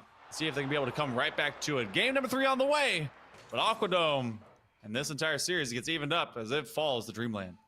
I mean, you can even see it there. Homicide centering that ball for the teammates, and this time it is a reveal of the goals shot. That is 13. Yeah. If I'm counting right, that is 13 there, almost doubling the number of times Phoenix are able to get a handle on it. And Ghosty, this feels kind of rough. Very little time with that ball, wasn't really able to have a big piece of it, and I think that was a big part of game number 1. Everyone on the side of Phoenix were very, very involved in keeping that ball away, and some round it just fell off. We got to see a lot of early involvement by Homicide. I feel like that was actually one of the few players that I didn't see be as consistent in the first game. And I would have known, because I would have been talking about how they're murdering them all the way in that back corner. But they ended up actually coming away, I guess, on probation, because they did basically nothing at all in the previous. And then game 2, look, I don't know how law works, but I know that they got away with it this time. So game 3. You and I have seen momentum shifts. We've already seen a game 5 when it comes to Rocket League, and apparently game 5s are what some of these teams are made for. Phoenix had a check when it came to that, having to face off against Miracle. Well, Dreamland is a completely separate beast. Let's see if they can slow them down. I want to see how that really develops in this first minute, but these redirect passes are becoming pretty cool. Oh! Delali was hoping to get a little redirect straight towards that goal if possible, but instead the ball gets challenged out on that side field. Gonna roll back into Dreamland's hands. We see Nuggy just like, hey, can I roll this? I have so much boost in hand. Wasn't able to get under it enough, so instead veers off to the right side. Reveal is gonna go high, but no boost in their pocket. Gonna set it up for a teammate just right over. Homicide opening up with a can of whooping that butt. Well done. The immediate ceiling reset. No delay to drop. They ceiling reset because they knew the ball was going directly and follow to their car, and they bonked it in the most smooth pass. That, I mean, one of the smoothest, honestly, the entirety of the past 2 matches that we've seen today. Dreamland is a different beast. This is one that's going to be really tough to stop. They crash the gate one more time. Reveal is actually getting bullied out by Yogs, who wants to go and find that corner boost. And in fact, they're going to make this possible. Oh, Yogs, man. without very much boost at all, in that chase of Reveal, open up this gate. I love that Ghosty is opening into their own here in this game. From 0 to hero is what we're seeing right there. And maybe the team is able to play around this as well. Nice bump though on the side as you clear space for your team, and Yags gets the second in under a minute. That is 3 goals in a minute. Another big bump. Delali's got in front of Reveal, and for Reveal, the last 2 goals for the Phoenix have been when they got them out of the way. Yogg's involved in both of them by being the bumper and then receiving the benefit of the bumpy. Oh, Reveal. Guess what? They're getting bumped. The putback shot. This one's going to fall. They try to put this one to center net. Looking to get a pass. Nuggy will get deleted, and now Dreamland is receiving a dose of their own medicine in the way of bullying by the Phoenix. Don't worry, this might change up here as Nagi just sends one soaring in. There was a little bit of collision with the rest of the teammates. Reveal had bumped into Homicide there, but it's just that easy. Well done. You can see the Yag just like, dang, I wish I could have gotten my way back out. Instead, you're treated to a sweet feast of a 2-2 tie. I have no idea how this game 3 is going to go. Yeah, no, this suddenly opened everything up. It feels kind of like shades of game number 1, and that was all of a pipeline away from being a leading goal here for Dreamland. But you see Reveal in full retreat. They're not going to dilly-dally about that, considering that they have been hurt before by some very physical play. Flip reset. Reveal gonna let it go. That's gonna go sidewall, and unfortunately they aren't tall enough to reach that. Don't worry, we've got platform shoes. Yogs though can be able to reach those heights. Flip reset in the back corner. Oh, they were hoping that Nuggy would get boomed away in one way or another, but sadly they sat in front of them. But we're at neutral ball on both sides. As much as I want to agree, it feels like Yags is just ramping up for an angry engagement challenge at the net, and that is going to be Reveal once again to get the bump into the goal. Dreamland take a lead in one of the most gentle ways ever. Touchdown. Oh, Ghosty. Yeah, it was a Charlie Brown and Lucy situation, and unfortunately they were allowed to hit the ball this time. So, third goal. And Homicide, again, a quiet kind of venture. It's been a lot of Reveal being talked about and seeing what the rest of this Dreamland squad can do, but not exactly being without some influence as the midway mark of game number 3 is coming up. And Phoenix, they've been able to respond. They keep Dreamland at bay, but, I mean, so far, Dreamland have gotten right back into their forward-running ways. I mean, I actually just am taking a look here, and it feels like Dreamland are starting to shore up a lot of their defensive angles as well. Even though the ball has gone ahead and been scored twice in the early stages, Dreamland are constantly challenging, which I think their rotational value was one of the issues that they had. Like this one right there, who was supposed to go down, who was supposed to go up? It's those little lapses in judgment that are allowing Phoenix to get this ball. You can see there, it was a double. Homicide and Nuggy both went for it, and that meant that Reveal was the only one in the net. So Phoenix were able to take advantage. If Dreamland are able to get that under control, they have a chance at striking at the number 1 seed. They had a backboard position player, and they ended up dropping down a little bit late, but that was an attempt as well at getting a pinch play. And then the physics didn't play out right. They dropped onto their hood, and they knew they had the leniency to attempt something like that because they had that 1-goal lead. So in that, fun, creative player way that Rocket League lends itself to, you give yourself a chance. And they knew they could be able to get one back. 7 goals have been scored, 4 right now here for Dreamland. Homicide, great bump to set up Reveal. That is the name of the game. At this point, you are just an annoyance to the opposing squad. Painfully in the face every single time, and I love it. It is a shift of perspective as well. Dreamland were not this bump heavy in game number 1 by any stretch of the imagination. They were more controlled. Homicide has really come into their own, and I love the fact that you pointed out in game 2 they were popping off, and now in game 3 it's like they're hitting their peak. Let's see if they can do it for another minute and a half. The rest of the Phoenix squad just trying to roll around. What a demo on the side, though. Nuggy is almost able to find the opening, but Delali is able to run interference. But Homicide rolls right in and says, yo, you left it open. Bodies on the ground, doors open. Ghosty was deleted, and then they knew the respawn was coming through, so they got him again, and they basically have to go back to their own Twitch channel to watch themselves have to deal with that as they're bullied into the goal line. It's now a 2-goal lead. Dreamland at 5 of them, and with a 70-second marker coming up, oh, that's going to be a 6th. This is really Dreamland running it up. It was close until it wasn't, and it's really starting to find some separation. It's one of those points where you just kind of gotta let it go. Reveal is on fire right now, and I don't think it's gonna stop anytime soon either. That is another hat trick, by the way. You just had to pad that score like that, and now you're looking for a 4th. You gotta look for a little bit more fun, get into the mix a bit. Homicide, for their own, is looking for a hat trick too. Let's see if they can pull it off. Let's see if they are given the time of day.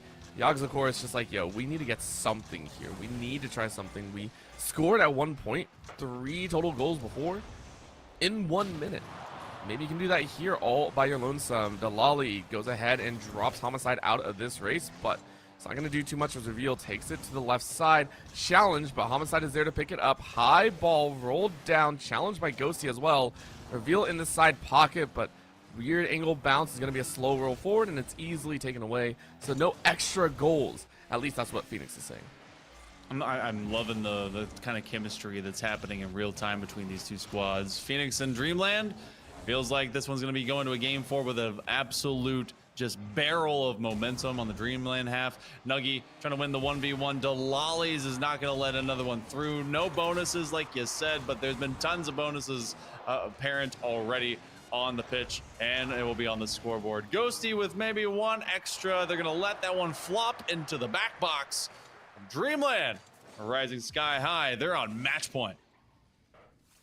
Reveal needs to stop. Reveal needs to stop or be stopped. One or the other. I just want to point out, I believe they sat at about 400 or 500 points score-wise before. You're now sitting at 700. You crested over that angle, and you're just a menace here on the pitch. I don't think it's going to stop anytime soon. Homicide for their own as well. 2 goals, 2 assists, and 5 shots together. The squad has really come into their own, and we're seeing why they made it so far. And I feel like the consistency here, it was 14, 13, 13. That is shot totals for Dreamland through all 3 of those games. So being able to get into the teens and just consistently, I think it's single digits and just narrowing the offensive effort capable by this squad out of Phoenix. And it's not like they can't, because we've obviously seen some great passing plays, but they are just leaning forward. They're being very kind of wily in their own way. Rocket League players, once they get comfortable and confident, they're an almost unstoppable force, because you're like, all right, let's try this. We were seeing floor pinches, and then we were seeing passes that were happening in such a wonderful mold. You're unable to predict what the next move is going to be.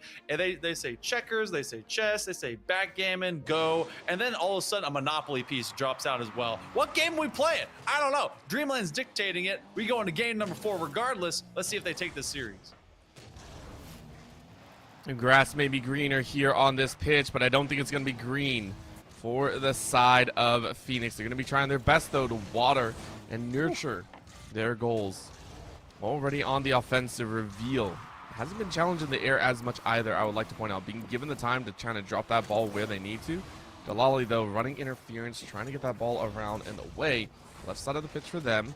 Challenge right back. Reveal wanting to have an excellent carry and down to the final wire. Can't get to it in time, though, as that's going to be Ghosty to deny, but follow up behind by Nuggy to ensure that the assist from Homicide is good. This entire pitch looking like cotton candy. It's because these types of plays are really sweet. A sugary blast. And that's just a give and go. Over to Nuggy. A fantastic drop on the nose to him. And Dreamland, I mean, you can just see plays like that be why, or see the reasons and summation why they're just so good. Having to get that squishy dodge as they go under the way into the upside level of that net. Reveal looking to get past the second man, but it is going to be Yogs, even quietly so, able to stop that next attack. All right, now I think this is also a better time so far for Phoenix. I mean, it's step number 1. Last time, remember, Dreamland, I think, was able to score 2 in a row pretty dang quickly, so you nullified that. You dropped it down to only 1 within the last minute and 15. So now you can start building up your own offensive. You can start getting a little bit more cheeky with some of the shots you take, but of course running out of boost is always that big problem. Delali is completely locked out, plus a bump from Nuggy, which I don't think we talked about a whole lot. I think Dreamland are controlling these boosts very, very well, which is allowing them to make crazy plays like this. They love getting in the face because they know they have the boost capabilities to outrun their opponent. Yeah, they've been really kind of macro and micro has been in full control. Again, the dive reveal was getting a shot there, and it was by virtue of being able to find a nice challenge out of Nuggy. And now they kind of just take over all 3 points of this pitch. Delali's with the backboard play, they're going to be communicating pretty well on the Dreamland back half. As they send one up, reveal. Oh, read this one. Homicide was right behind him, and now they know they need to rotate away. Nuggy misses their touch, and that means we're in retreat if you're Dreamland. I love the fact that Dreamland was like, maybe we get that pass up. He saw where it was supposed to go, but he just didn't have enough oomph in the tank. Ball rolls a little bit haphazardly. Homicide going to go up for it. It's off the wall and into the hands of Nuggy, but no. Yogs is going to try and fire that one away. Good long ball shot, and it was the angle that they wished to take. But double defenders means only one can be bumped out, and that'll be a safe run. Nuggy, though, running it into fear. It's the Lolly, making sure that pops a little bit higher, but that sets it up right for Reveal, who nails it off the goalpost and gets some assistance from the opposing team. Reveal hits the second of the game. Big bump. Yogg's nowhere to be seen, and unfortunately for Delali's, that was maybe gonna have a microcosm of a chance to get out. Dreamland, it's been a little bit tighter. Not a 6-3 barn burner between these two. That's gonna be not one back. Oh, you can't even buy something of luck if you're Phoenix right now, even from the kickoffs.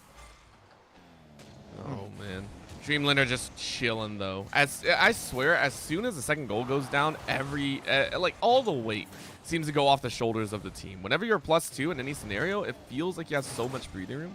They can get a little bit messy, which is why I always like to talk about momentum and the speed at which a team will go from like very, very tense to very open and almost lethargic in how they love to move. They like to get a little bit slow action. They feel like they can have many more options to test out theories, slow balls or anything like that. And Dreamland, I think, is one of those squads. Take a look at this. Just challenging in the midfield. No worries. Steals that ball away. Of course, it's stolen right back, but Dreamland are like, that's all we really need to do. All we have to do is wait you out for another minute 30. Yep, it feels like there's just a lot of wasted effort when it comes to overall pre-positioning out of Phoenix. Dreamland, even though they kind of end up playing with the ball a little bit, their experimentation is uncontested. And Ghosty lets that one ride on out. That's actually kind of very lucky moment for the Phoenix that didn't end up being a third shot going through. Minutes ago, within reach, but their arms have been bound down. Ooh. And the ropes are owned by Dreamland. That's a big demo onto Reveal. And Yogs does it again. Can they flick it forward? Nuggy will fill the gap. And that's going to be, well, a little bit too high, actually. I was about to say, that would have been a perfect 3-tap in. And no, It's not. Yogs, of course. No other boys around, and you roll in. Yogs, with some assistance from a teammate, is able to bump the goal in for Phoenix. Sometimes you just need the tush push. Got to be able to get them through, chuck them in, and they make it over the goal line. The linemen to their QB and chucking them just a few extra feet. So 41 seconds to go. Phoenix have a moment. Oh, wow. Sidewall, big pinch, and that's going to be a clear enough for Dreamland to breathe easy. I like how we say breathe easy and stuff's still going down, Monkey Man. There is no time to breathe, as we know how game one went for these two squads as well. Phoenix is coming alive right now. In the moment that they need. A hard chase goes up, rolls the ball out to the side. Phoenix have 15 seconds. Can they do this? Is there any boost left in the tank? Right now, not too much. Ghosty from the top rope slams it down to the ground. No one else there to pick it up. Nuggy ready to spin it out. You only have one chance, one opportunity for this one. Are you going to make use? Crashing down to the ground, though. Dreamland ends their hopes. And that will be Dreamland moving on to winners finals. Yeah, Dreamland sprinting through after we saw that first game and there was a lot left behind. It felt like, okay, what kind of team is this? This first couple of minutes feels a little bit wonky, lopsided. Phoenix had to counterplay, and then they established some good offense. And a couple of these games were very close. In this one, though, they were able to shut them out. Even if it wasn't a ton of goals on mark, you know that they had a lot of pressure to be able to put into that. So we're going to be going into our next one, but let's look at these replays. They're going to the grand finals, and let's see how this entire pathway was for this winter final. Yeah, taking a look at this, it was one of those that I sit there and go, okay, so it looked spicy pretty much all the way through in games 1 and 4. And the reason for that is because those last 2 minutes, I swear, I don't know what happens. Phoenix is like, yeah, we're going to wake up now. However, you're waking up at the latest possible time to really run up that scoreboard. So, you know, it kind of hurts. Not only that, huge shout out to Homicide. In this game 2 and 3, heavy on the bumps. The interference was galore in these games, and I loved it so much. Overall, well played series from both teams, and I think Dreamland just came out a little bit hotter at the start of each game. Limit the damage, maximize the opportunities, and be able to create them for yourselves, and don't wait on your opponent to make them. So, can they do it again? We'll get to see how the rest of that bracket continues to evolve. We're going to see even more esports here for this August Spin Showcase here in just a moment.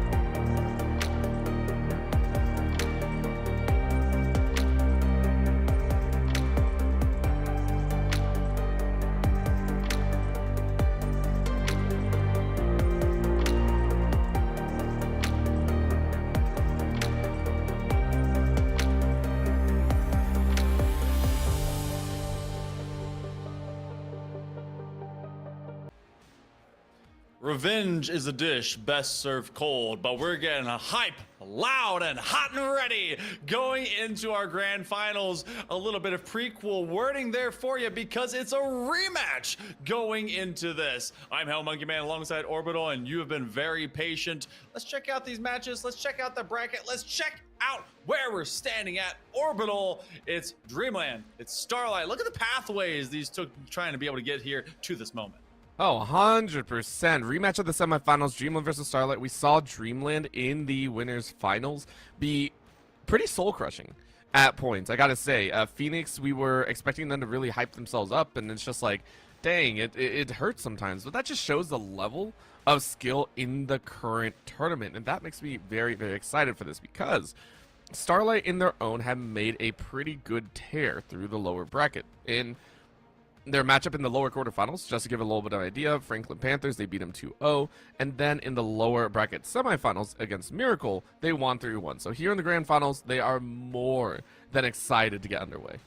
And this is a big money match too. 500 bucks on the line, 400 for first, 100 for second, and it's going to be Dreamland that's actually playing from a position of advantage. There is a bracket reset available. Dreamland still has both lives. Starlight, last time they play them, they can only get one game. We've seen sometimes those can be pretty close. Gonna see how this one does fare out. Dreamland is led by a pack of seniors. I think that you and I can agree that they all took a turn at really leading the charge. Reveal was massive. Get to see maybe if this mixture of juniors and seniors on the side of Starlight will be able to keep up. We go to game number one. It's still best of 5.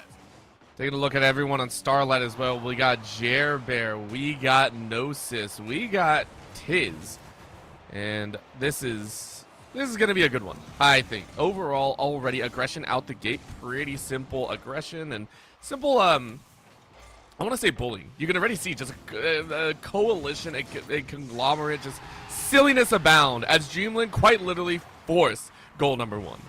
A congregation of chaos colliding, a cacophony of collateral damage at the goal line as Dreamland does what Dreamland do, and that's what they've done early and often. First 26 seconds, they pin in Starlight, and the sole junior out here in this sea of seniors is Bear. I want to see how they are able to interact and really kind of find some chemistry along this rotation, but, oh, Gnosis, they couldn't get their Nuggy. Look at the put-in shot.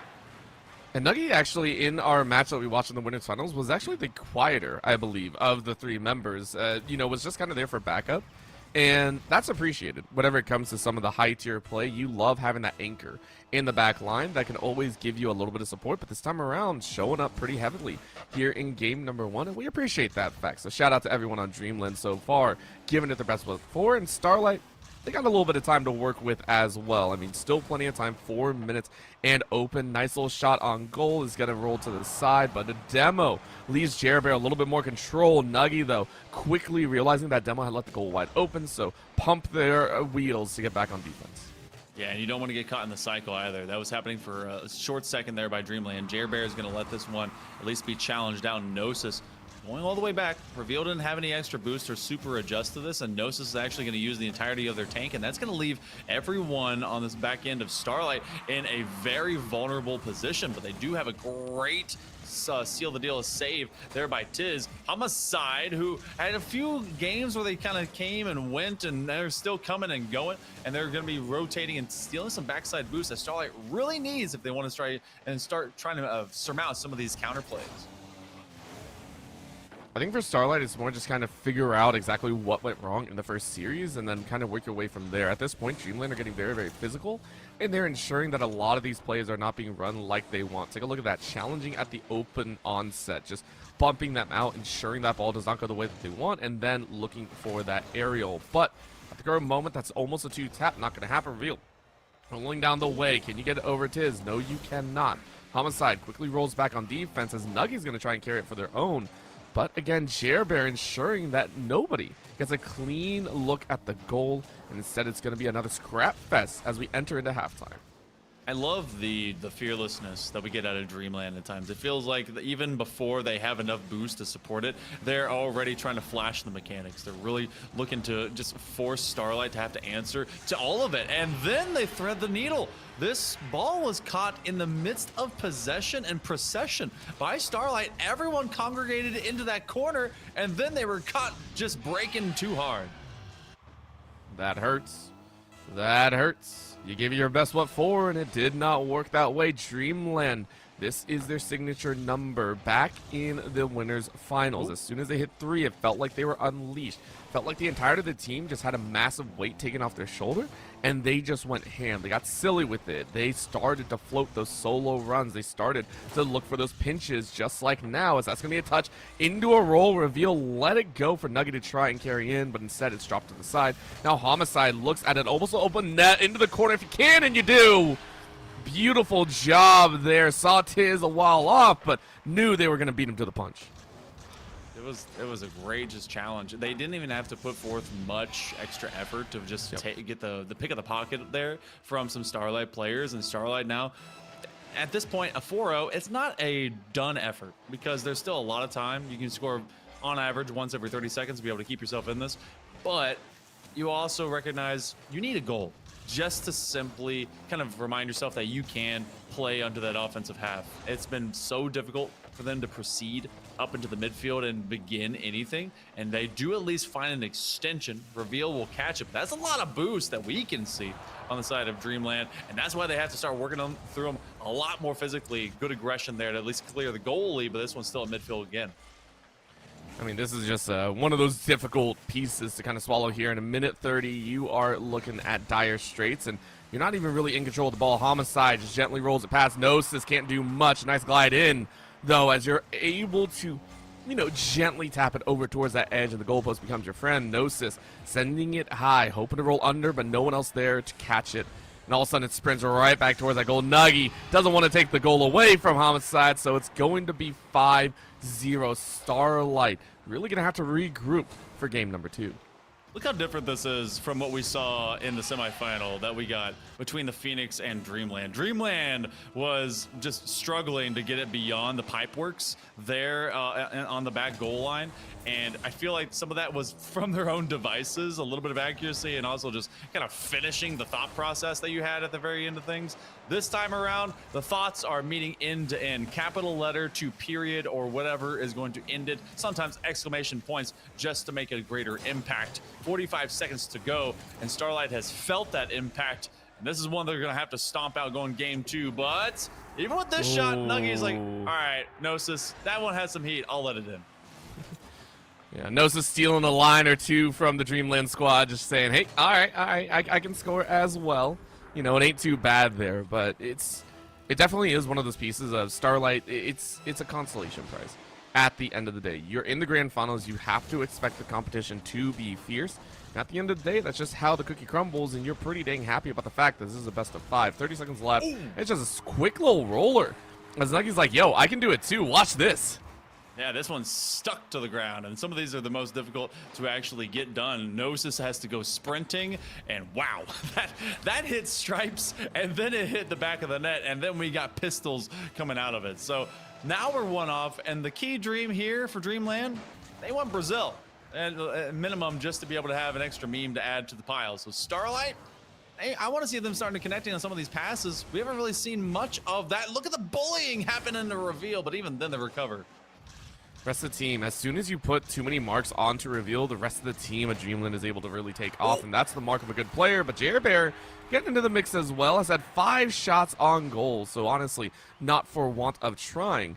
This time able to make it work, and a pretty nice midfield shot straight through the defenders.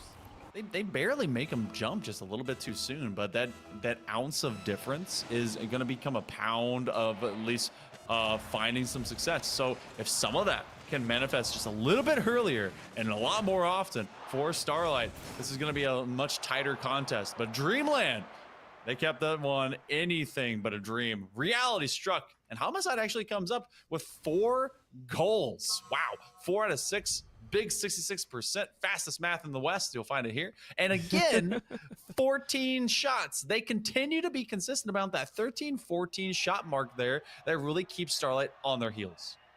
And it's one of the most frustrating parts as well. If you're going to sit there and kind of let those shots go by, it means that the opposing side is just not challenging at all. The goals being shot on, it's attempts being made, and that they're not being challenged in the midfield is what I really see. And to be fair, Dreamland are very quick on the snap. If they see an opportunity, it's not like they're waiting around. They are going to roll that ball out, flick it up to the ceiling, and then take that pin shot, anything of the sort.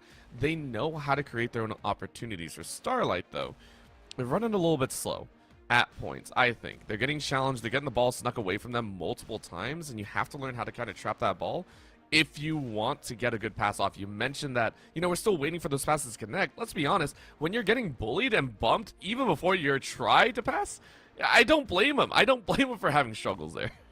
Yeah, it becomes more difficult to play the game when others are not allowing you to play the game by any means. And so we'll get to see if any of that gets to change. Game ones, they are often variable. Game two, as tone was set, trends begin. We get to find out if Starlight will be trending negatively and Dreamland only has higher stonks, or if we even things back up when we go to our big investments. Are the puts or the fines? We'll go into game number 2, and shout out Prod.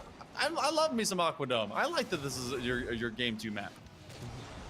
Love, all that fun stuff.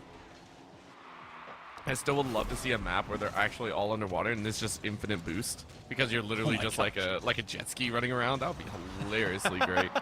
I don't know why I thought of that, but I love the undersea effects. Of course, you can see the audience in the far side as everyone's kind of jockeying for position against Starlight for their own right, though. Keeping the ball on Dreamland's side of the field right now, which I think is very, very important to note. This is allowing them to take multiple shots on goal, really try and cause some problems, and there it is!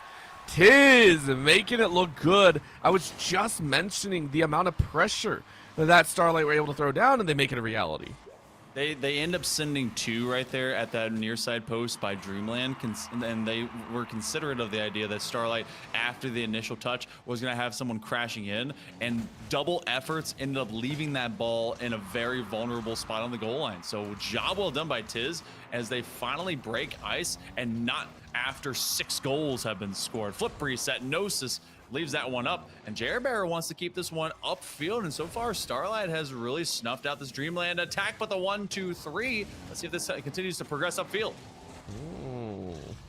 Right now Dreamland maybe in a little bit of awkward spot, saying, okay, we let that one get away, but there's plenty of time to play for. Reveal goes high, trying to defend, sets themselves up in a nice spot. Multi-whiffs coming out of Starlight, though, and Homicide whiffs as well, so this is going to fall into Reveal's hands after a lengthy dodge around. But for Starlight, they're more than willing to step up for the challenge. It's just how quickly can they get back on defense. The boost control, I think, has been pretty even between everyone. There it is, a good catch by Gnosis, so you can see the charge down. Bear wait for an opportunity to try to send it to the ground, but Nuggy was ready to collect.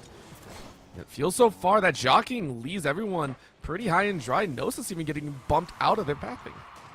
That was actually a great bump. I thought it would be. Matrixed around both player and ball, and it's left in the box an uncomfortable amount of time for Starlight, but not too much so that Dreamland end up coming out the better of it. I like the down check into mid as they rotated back and away to make sure that that one doesn't become a fast counter by Starlight, and even so, they can't turn it into anything more than just a brief nuisance, which you want to be able to have even more thereof if you want to really get out of Starlight's way.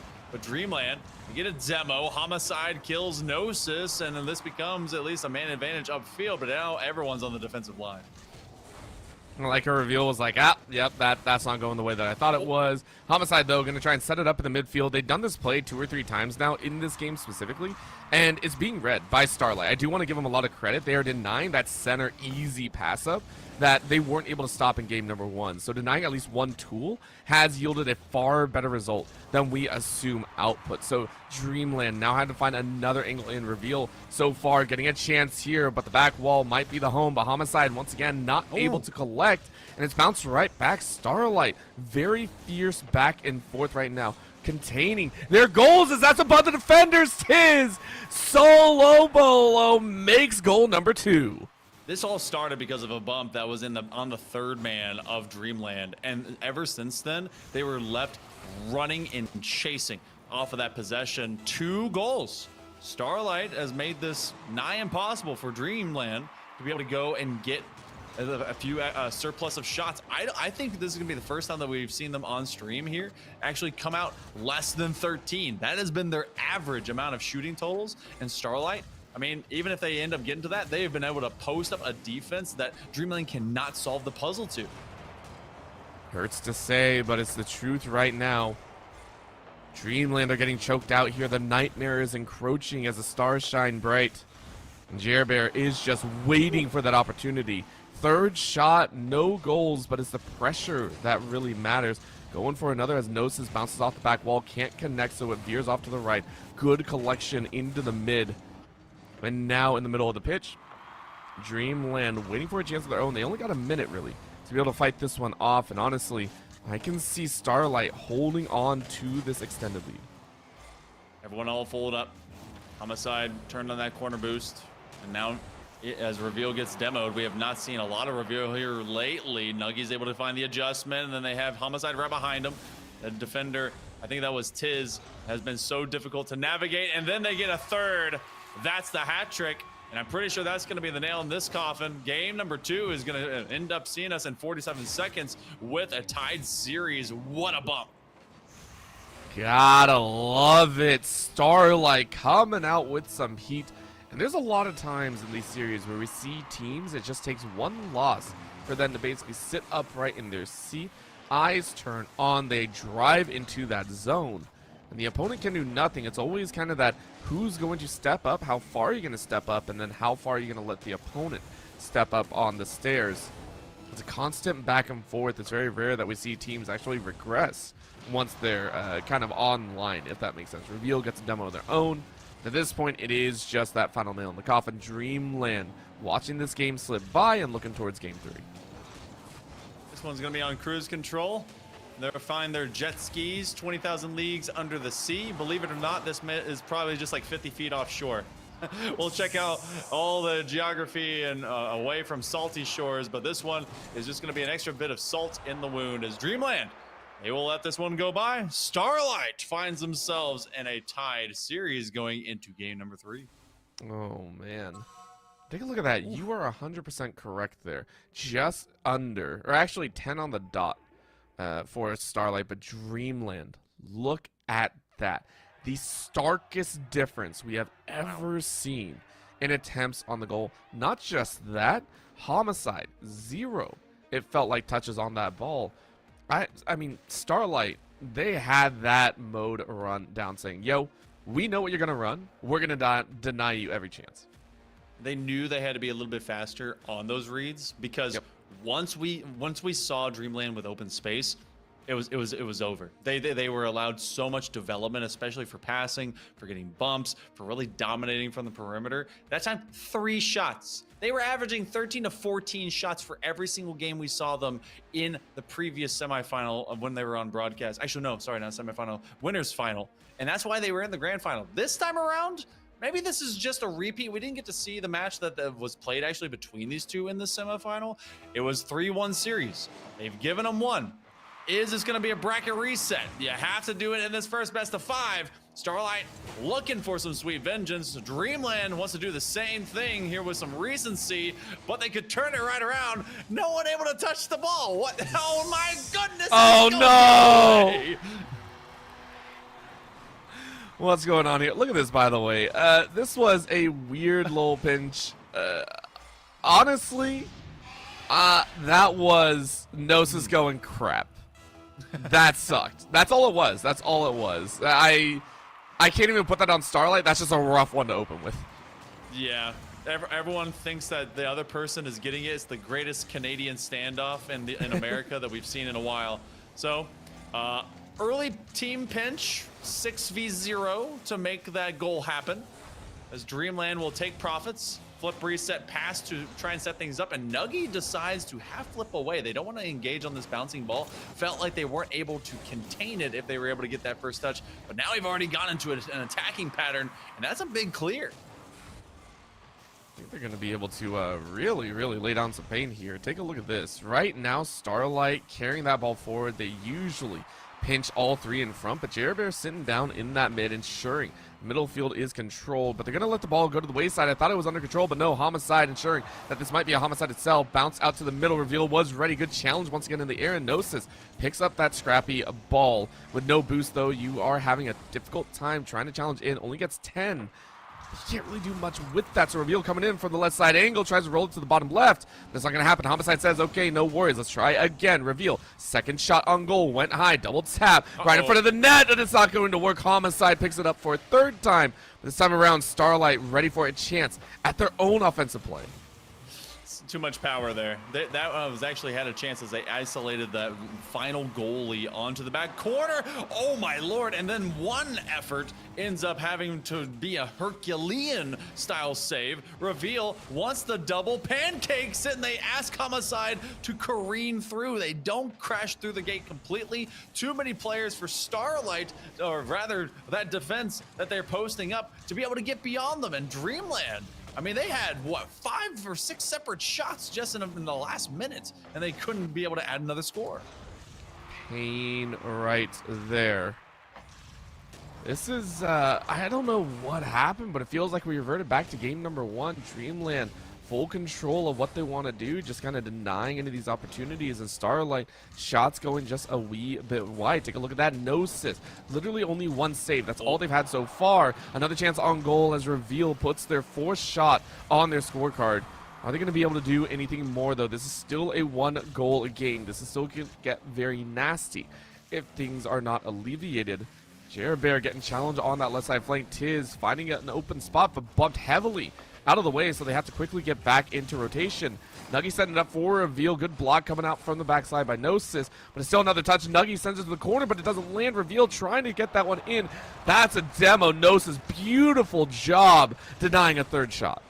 Fearless too. Double flip reset to try and get that one extended upfield because they had to run not only through defender but towards where the bouncing ball was, any other angle, and that ball actually may be getting own goaled, and instead Starlight stands the test of time and weathers through this Dreamland like swarm and storm. They get a demo, but there's no one to be able to profit from it. They're going to go for an extra effort. This is feeling like not just like game 1 of this series, but game 1 of their previous series in the winners final. A massive team pinch. This is going to go ceiling. Another demo through the fire and the flames. Dreamland move upfield. A nice outside pass. Reveal goes for boost.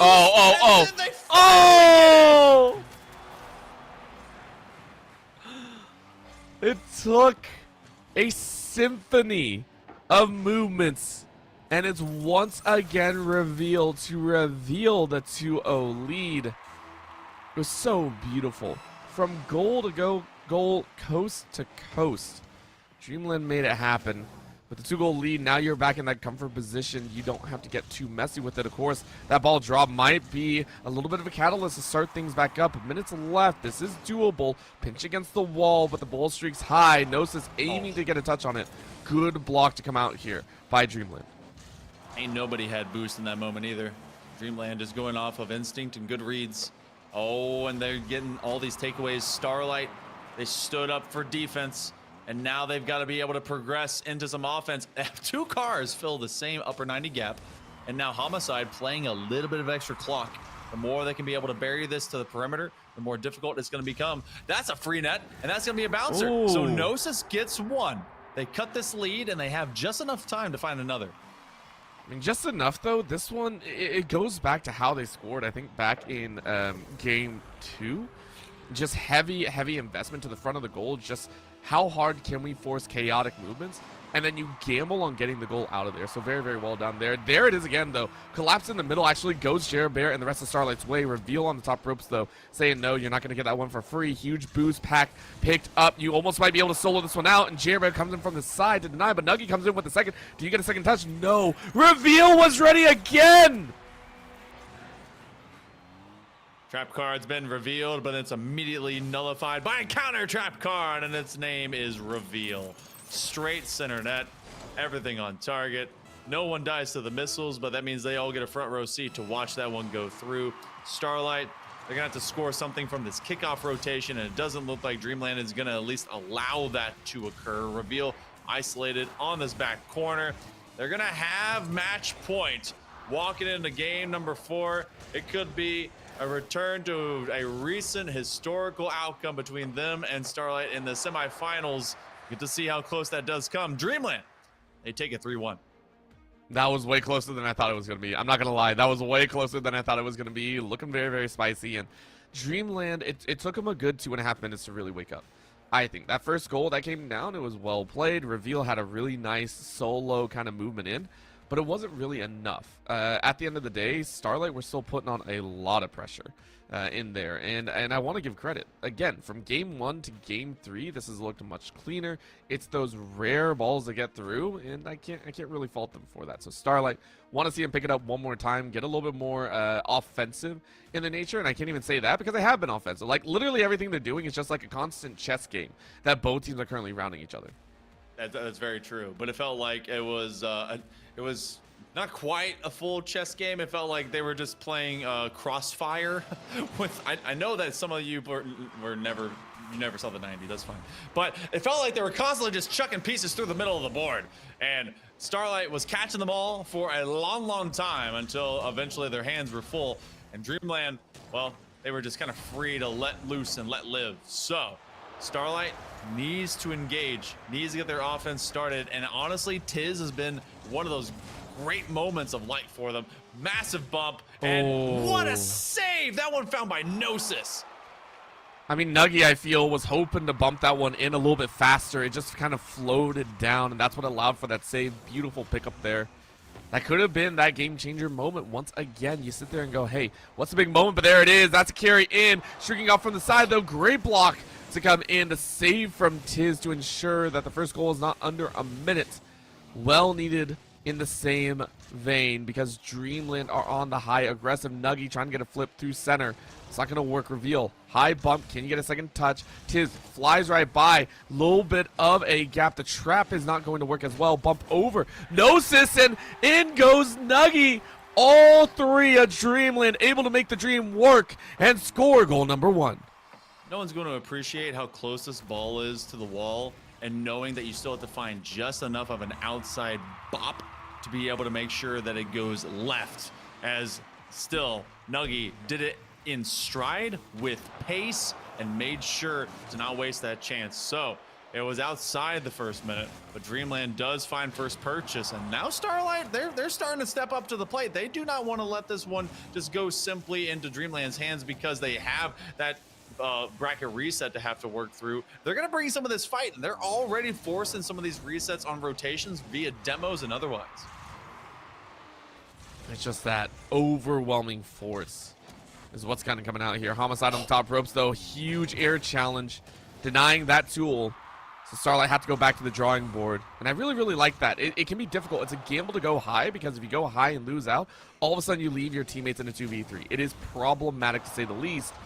But when it works well. That will go ahead and be a touch on the side. Left end Reveal trying to bump the ball out and around. Homicide going to send it right back, trying to jockey the rest of the team out of position. Reveal actually gets a demo, but isn't able to make anything else of it. Pinch on the side. Good attempt. Starlight, they are trying to make moves, but the moves are not in their favor.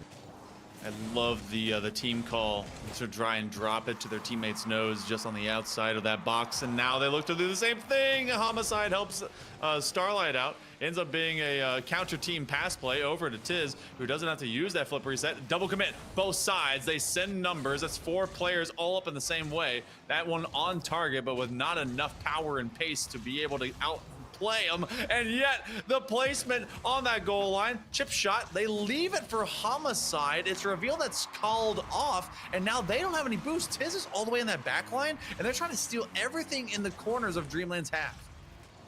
That's the frustrating part as well, but I think Dreamland have more than enough in the tank to really get under into the mix. This ball is going to roll straight towards Nuggy.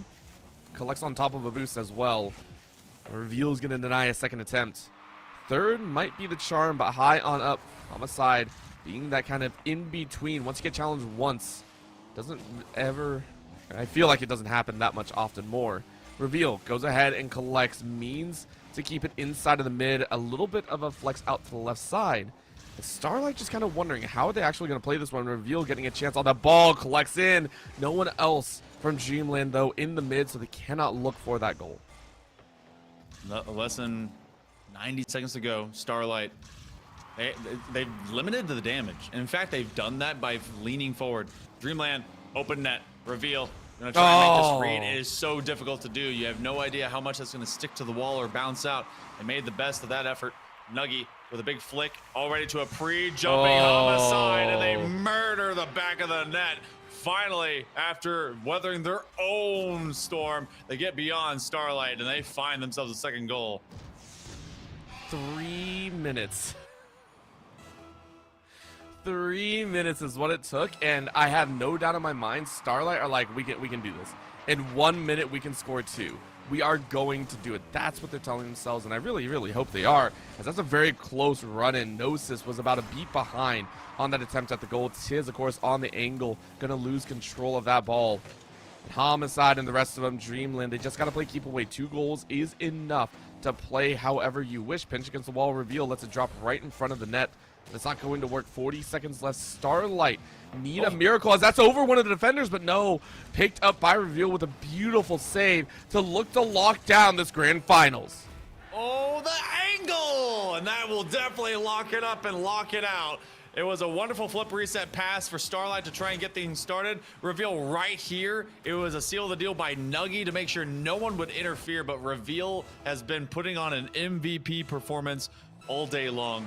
30 seconds, you gotta score very, very quickly if you're Starlight, and it's looking like it's just gonna be a repeat of history, as they got less than that to have to work. Overall, impressive stuff here from Dreamland. The shutout is complete in this game itself. 10 seconds left. Dreamland have gone ahead and cemented themselves in a very nice spot. $400, and that's a 100 per goal in this game for all the 4s in the day. You know what? That's big stonks, big investments, and it's got a high return on it. Congratulations. Over to Dreamland as Reveal, Nuggy, and Homicide are going to be your Rocket League August Spin Showcase champions. So dang good. Proto as well in the back pocket. Shout out to them. We didn't see him too much throughout this tournament, but on the roster, of course. So overall, huge games, and honestly, big shout out as well to Starlight for making it through that lower bracket. Yes, the rematch was a little bit tough, but you also walk away with 100 of your own. Very well done. We got to see some of the power that came out. I mean, specifically in Reveal, who was ridiculous.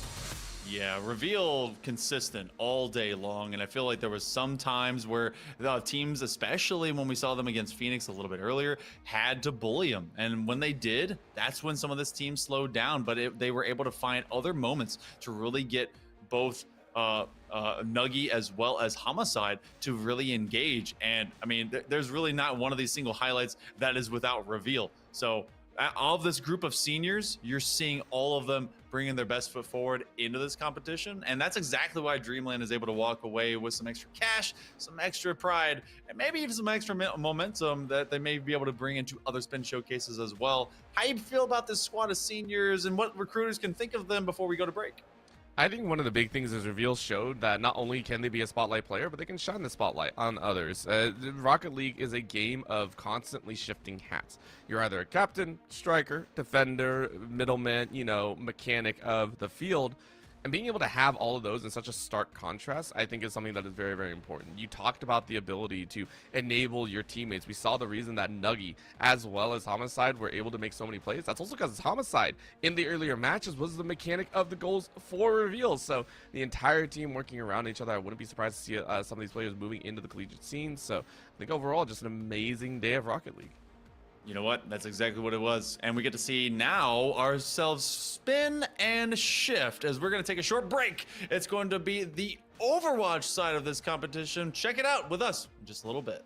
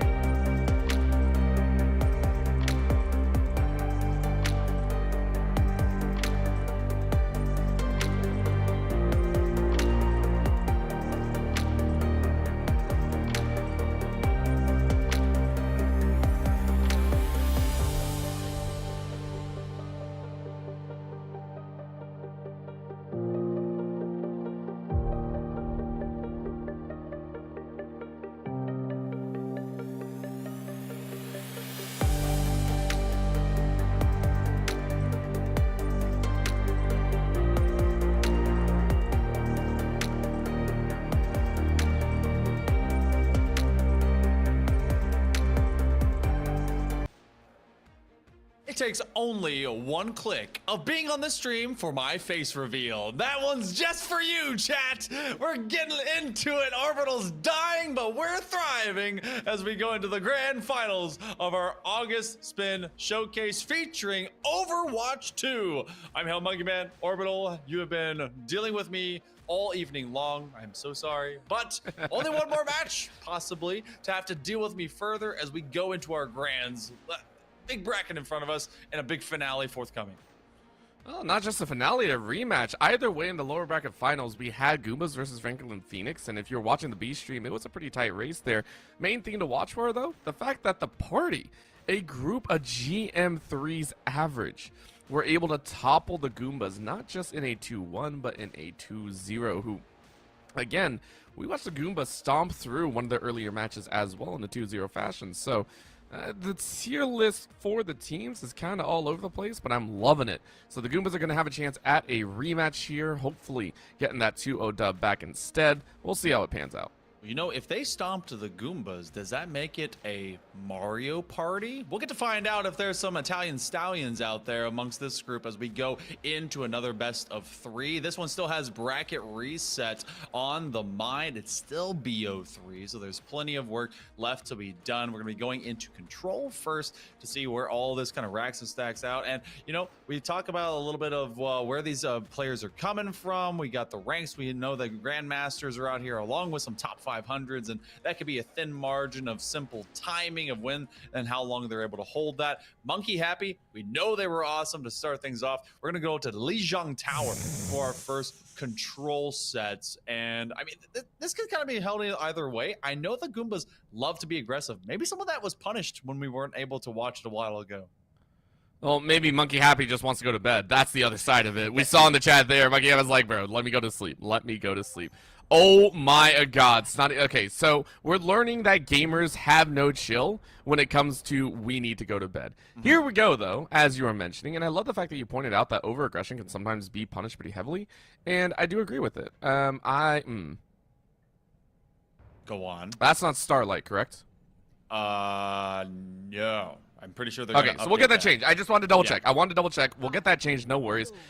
Still, though, I love the fact that you pointed out overaggression can be punished, because now we're actually going to get to see Goombas be a lot more careful, and Pain Care drops to the good old turret boy. This is going to be interesting. Okay, all right, so it's time to bring it up, build them up, break them down. But we also have a bit of trolling to go down as we bring in Malga, but also some Ice Scowl to help out with them. Now, they have to face off into a very tight fight, especially because Monkey Happy has worked their way over into that Ramatra. And Ramatra, you build them up into that Annihilation, and it's going to make for some stellar damage and control, pumped out that the party might not be able to handle. So far, so good. Both sides dropping no one as it just becomes a stairs fight, but the site flips and goes to Goombas here first.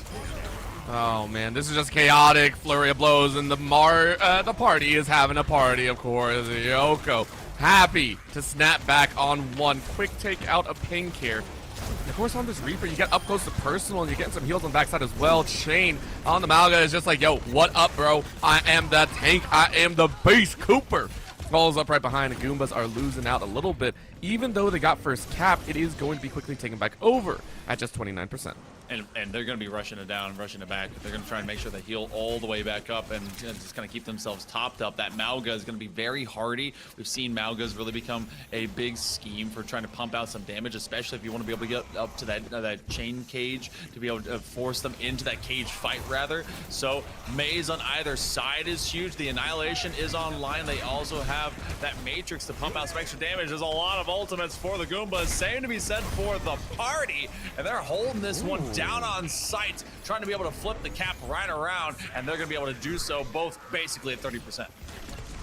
I'm just taking a look here, but this is a wild, wild piece here. I'm seeing why this could be a 2-0.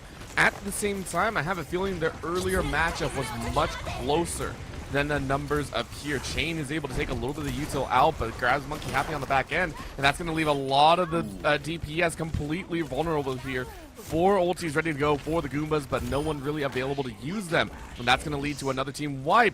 It's back and forth on top of this point as party gather back. And only one Kitsune Rush to invest that was invested in that previous fight. They had 4 ultimates online. They waited for the Malga one to pop up, and they didn't even have to use the cage fight, which means this is going to be a very pivotal next forthcoming retake here by the Goombas. They still have very much all their own. Wow! Goodness gracious, they are just finding them quickly, and that was off of a... I mean, they just murdered them straight out the doorway. They're waving at them. You're emoting them on their body. I don't think anyone's ever really seen that. Well, I'm sure they have, but honestly, that was such a well-placed Death Blossom. It wasn't used as the ending. It was used as the preliminary entry point, and it was so well done as well. So you contain 3 other ultimates, and Goombas are now like, crap, we just lost the initiative. We lost that beat track, and that's going to be the problem. Now they have to break through, and it's going to be 4 ultimates ready to go. They do have that Annihilation still ready, as they want to have that deep freeze. That's going to be a fantastic ice wall to at least delay them. Torbjorn going to lay out some of that molten core and make it a difficult track to go forward. And this is pretty much the red carpet, but not in the way that you want good it to suction. Be. That's a fantastic, good section. And that's going to be on the back end as well. They do have the beat dropped and trying to be able to protect them for much longer. A Monkey Happy is gone. Same with Snotty Finger. And they've not been able to keep themselves here. This is going to take forward. This is control, and this is exactly what the party was dropping a little bit ago last time these two met. This first one gonna go to the party. Holy. Yeah. That was the second time, and I'm seeing why Goombas are a little bit lost. We talked about the over-aggression that can occur. The party is actually utilizing that very well. I want to point out that wall that went down at the very end. That was actually the second time that's happened, because we saw Goombas actually lose Monkey Happy twice before the rest of the team fell. I want to point that out. Earlier on we saw it fall. We didn't really see how Monkey Happy died, but I can see why. The party know how to section off the tank, basically clinically remove pieces of Goomba's composition, because they're not willing to, you know, I don't want to say force, but they are getting a little bit caught out in position, so leaving Monkey Happy alone has been their bread and butter. Going into this second round, you see if Goombas are able to kind of change things up here. And then the last time that we were on this side of the tower, this was actually the Goombas that were doing the bit of the bullying. Monkey Happy died with an Annihilation in their pocket. Never got to be influential with that ultimate, and that means that they want to be able to get much more in the midst of this melee happening with the party, but with some better methodology to it. You're going to have Chain hanging out on this Winston, just poking and prodding at least with some extra electrical damage, and they're now just beyond the archway. And again, first cap being tried out here by Goomba. They're going to have that big leap, and that's another big fast take. Ash are going to be able to get rid of Ducio, and that's a lot of booping and bumping, and that's going to be 4 down here for the Goombas. Party time as they chase the rest away. I always feel like for a squad that wants to be really macro about how they play, utilize the terrain to their advantage, this is the best space to get control of. You don't actually have to fight half the time. You just got to position the opponent into the wrong spot, and all of a sudden they take themselves out. Now it's going to be a chase on even ground as Goombas try and take back ground, but Yoko is more than ready, fires away on an easy Chan, and all of a sudden Painkiller and Ducio are stuck in the same vein. Ducio taking quite low, has to back away, and the sniper is wrecking havoc. The party does lose Lich. The Pharah is now down, but Goombas still getting pinched a little bit, contesting on top of that point. Huge shell goes out, bounces everyone out. Kitsune Rush is used. Everyone sprinting onto this point and forcing the rest of Goombas out. Goomba stomped into oblivion, but maybe not as hard as they thought. The quick little snap though, there are the kills flying through. Snotty Finger and Painkiller are down. Monkey happy to fall just as quickly, and Chan is wiped behind. Goombas do not get that turn.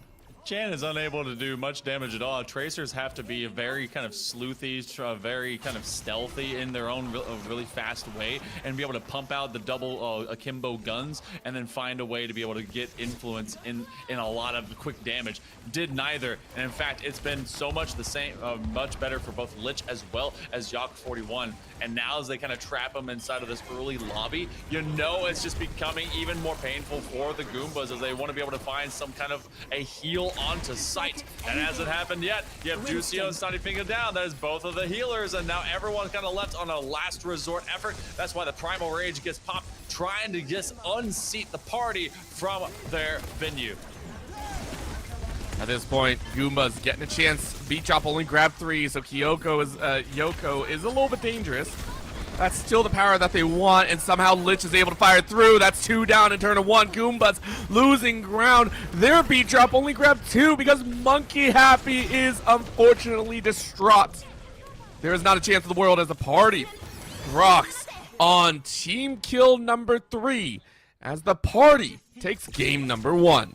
Wow, that is wonderful. Okay, so party, they take our first control. And it's going to be now moving over into hybrid. They take the first map, and let's check out who got play of the game. I feel like there was just so much push, especially out of Chain. And the Chain gang really kind of came out, but it was this Lucio play. Big boops and big whoops as they cleaned the rest up, and they were getting the entire team involved there as Goombas.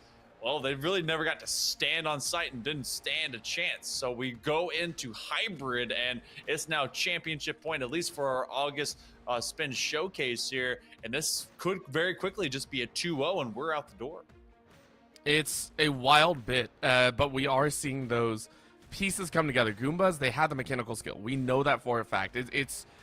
I do want to say, when they're given the opportunity, if they can sync up, they are amazing together. And that's actually why I'm very curious about this hybrid coming up here. In control, you have to flop between defense and offense extremely quickly. It is the, hey, are we on offense? Are we on defense? Yes, once the point is taken, you understand what role you're in. But there is a constant ebb and flow that, to take your words for it, it is noticeable throughout the rest of the game. On hybrid, it is so easy to tell, hey, I'm on attack. We will constantly aggress. So how do we progress forward? And I really think that's going to be the main talking point, because I don't think Monkey Happy will get locked out like they did previously. One, you're going to be a little bit more well-spaced. You're going to have your DPS out and about. And I expect the rest of Goombas to play appropriately. We're also going to be going over to Eichenwald, so we may see some of that extra aerial play. You may actually see a Pharah get popped in here, maybe get a Pharmacy combination if you want to, maybe even a Junkrat if they want to play to it. But I feel like they've been really stout about how they played much of this ground game and being able to work through some of these choke points. That really is going to be interesting to how they really can dictate the pace of this game. So Eichenwald has basically 2 separate avenues of play. You're either going to hit that bridge as hard as you can. You're going to have to roll. Well, I guess you have 3. You have the bridge. You can be able to work through that side. Look, it evolves over time. You have that side room, or you can be able to just kind of stretch that over. Maybe even if you want to play even to a diva, but that's kind of old school mechanics. And these guys have been able to find some big output. They can take over underneath that bridge of that funnel, especially if they're still playing into a Winston, especially into a Mauga. So I want to see how some of that evolves. This is it though for the side of the Goombas. They cannot let this Mario Party 3 continue to just roll stars and extra dice on them. Got to be able to take control of this. Otherwise, this one's just going to be, well, very out of control for them. Main one that I'm looking at on the other side as well for Party, Lich was a very pivotal team member there. Able to find the back line, I believe was on that Reaper at one point that just obliterated the entirety of the HP bars that really swung round 1 back into their favor. So for the Party, I'm very, very interested to see how this is going to fluctuate out. I want to see them come out strong like they did in game number 1, though. I want to see them really take it home because you just beat the top seed. You should still be in a very high efficiency period. I want to see them keep that same level of aggression, the same level of we are going to win across the entirety of this game. And I'm very excited to see what they pull off. You know, these seeds are for planting a bit of doubt, and that's going to be in the back of the minds of the Goombas as they have dropped 1. They have yet to win a map over the Party. Party is currently 3-0 against this squad, and you know, brackets are made to be busted. I want to see what does end up running out of here. And yeah, I was actually thinking that we may end up getting with a much more Ramatra-based composition, especially off of Baptiste. Really just slow inch your way with some of those immortality fields, especially with some of the extra damage matrices if you build up to that ultimate. But you can also allow this Tracer duel, which is still contending to be the main, I guess, kind of showcase. You saw Lich dive in backline. Chan can do the same thing, but it will maybe boil down to the only difference here: the Cassidy and the Ashe. They're lore-wise in the same world and come from the same background. Let's see who's going to have that greater difference between Pain and Beans. We're going into our first set here on Hybrid. basically get, I want to say, about 3 to 4 turns of aggression. Goombas need to make the most of it. They were stuffed at the beginning before. This time around, trying to break their way out, but they immediately get locked down. Beans on beans on beans on death. Annihilation of Stani Finger pretty much out the outset, and Lich is able to follow up as well. Losing a DPS and losing your tanks, losing your healers is way, way worse as the rest of the Goombas fall in a chain. At this point, you're getting 1-ups as the party bounces all the way through the first aggressive. Goombas face checking the party's guns, and guess what? Big crits all the way around. Lich is going to be building up towards their big bomb here in just a second with 3 massive picks as well. Can they land those shots? It has been so effective with beans on beans. I think they actually like them on toast, and they are burning through them. What a shot! Baptiste down. Snotty Finger going to go see the respawn and have to rejoin, and they immediately retreat. Lose that one healer. They've decided, you know what? We cannot stagger this approach, but they're being chased all the way back, and that is just 1 HP left to try and make it into your own lobby, and they now just kind of get to wave at them as they retreat just a little bit. Deja vu, by the way, because Goombas have done this in the past, and it's just like, dang, okay, well, taste of our own medicine kind of thing. Party did this in, I want to say it was game 1, round 1 as well, so overall, it's just very, very powerful. And we mentioned it before, the party wants to shut this down very quickly, go ahead and neutralize this aggression, and then sure, there wasn't even much taken. However, they are leaving this site alone here, as that's going to be the point. Fully collapse on before the party can even realize it. It's already up to 2.5 ticks, and that's going to be the danger. Of course, the closeout is going to be good. Painkiller is able to find Lich. Hypno finds Painkiller in return. And that's going to be the difference here. Party losing out a little bit more. Hypno trying to stay alive. And it looks like Goombas are able to roll through them. So Goombas finding a breath of fresh air and capture that point to find that payload. Oh, and it ends up being a bit of a Lucio fight as they take their heals to the old bricks and then run back away. And that's going to be some survival play right now here by Cooper, who does have that beat drop. Don't be scared, dude, says Cooper. Oh my goodness. There's a little bit of all chat going on. I love to see some of that spunk in as well as that attitude. Goombas, they take that first. They're going to start moving this cart, but it's been the influence here by Chain, who's really been able to find that massive kind of upheaval, and they slow them down, and they're going to send them back to spawn. I mean, this feels great. I really do feel Goombas found a backdoor access to that point, and that's why the party was a little bit slow getting back, and that's actually what caused their downfall, right? So the Goombas they're like, okay, we kind of deserve that. Now we're right back in that seat of how are we going to deal with this huge ultimate being dropped here, going ahead, fighting through the Matrix, and Chain is more than ready for it, sends them all to an early grave, still living, by the way, Cooper's life in exchange, but the Goombas can do nothing as they are stopped at the door. Beans on beans, picking up more kills than they can count.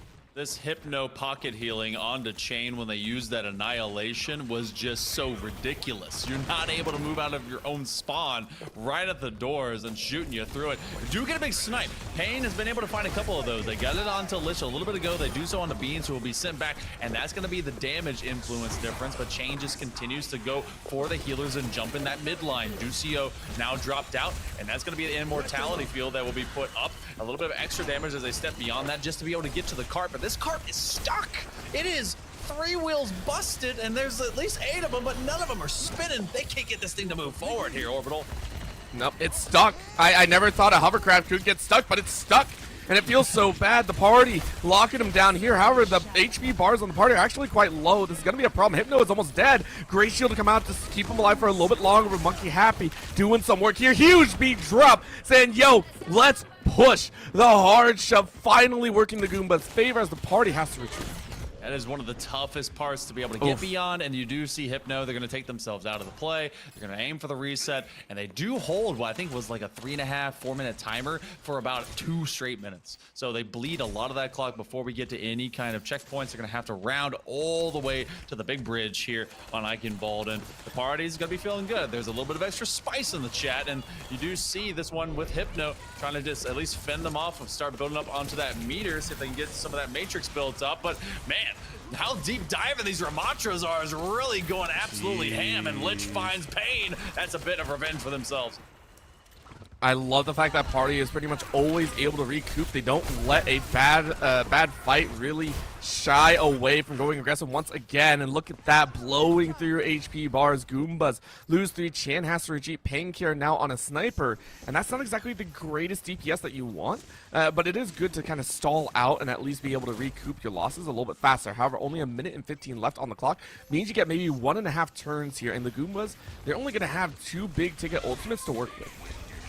There's an annihilation that's about 4% away. Oh no! Amplification Matrix gets used, and then Snotty Finger immediately goes down. They're going to play for the high ground, see if they can be able to funnel some of this extra damage. Chan is able to get rid of Lich. That's going to win the Tracer duel, but Cooper comes right around and does the same thing. Onto the Diff Lucio, and now it's just a domino effect. Chain finds a couple, Monkey Happy and Chan both falling by the wayside. 40 seconds to go. This cart is making about as much progress as I do on 495, trying to be able to get out of DC on a Friday, and it is just not fun. So at this point in time, Orbital, you have a half minute to go, and you have to make every single checkpoint at overtime speed.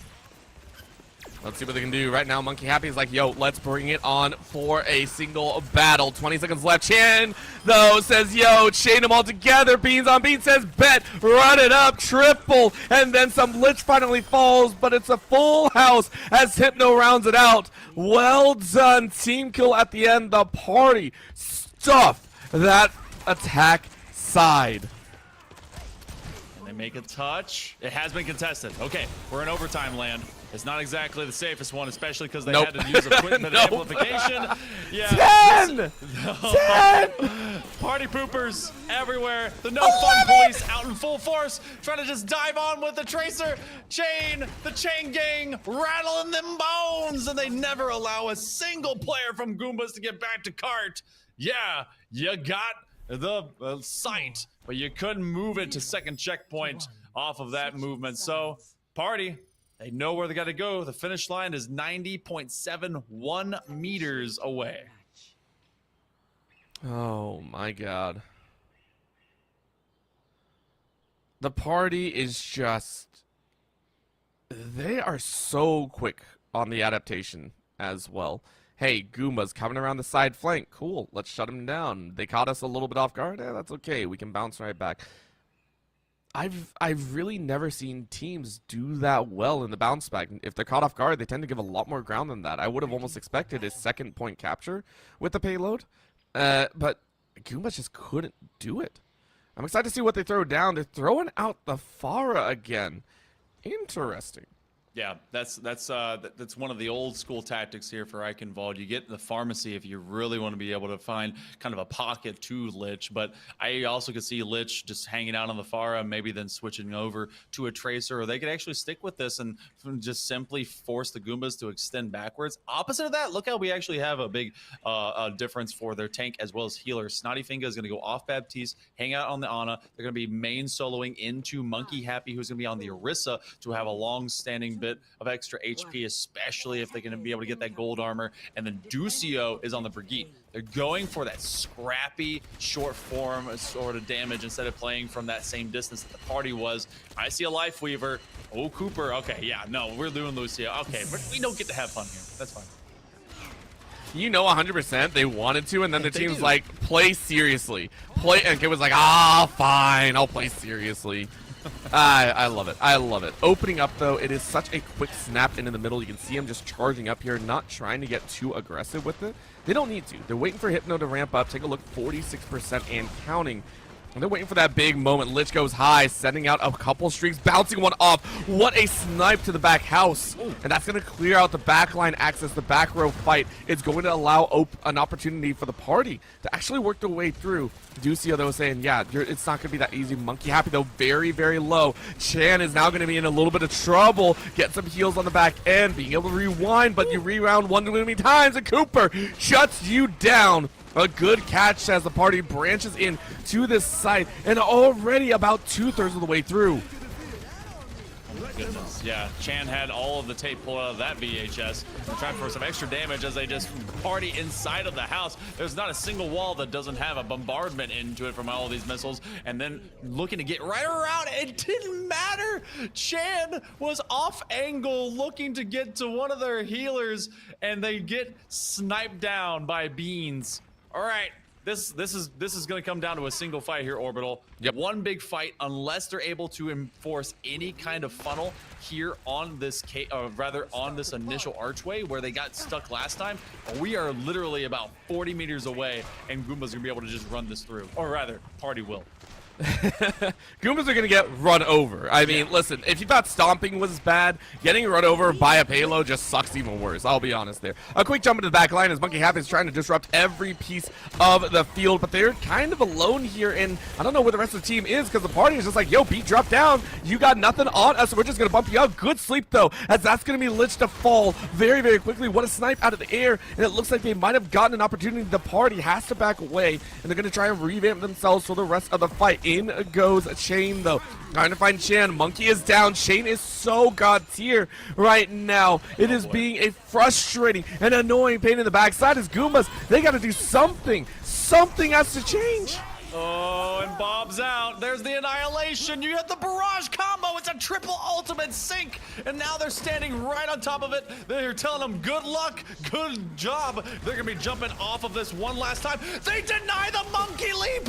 And he gets right back to sight with all of 1.75 meters to go. He jumps sky high, plants down, gets some AoE damage. But they're going to be the last standing bastion here on Eichenwald. It's going to be a 2-0 sweep by the party. And they never stopped when they walked in. Goombas unable to keep their momentum from finding some push. They get it, and they get it done in grand final fashion. So good. And I mean, Paincare silently, the absolute shellacking with the sniper. Although this just felt like all right, maybe not as well as I thought, but still pretty dang good.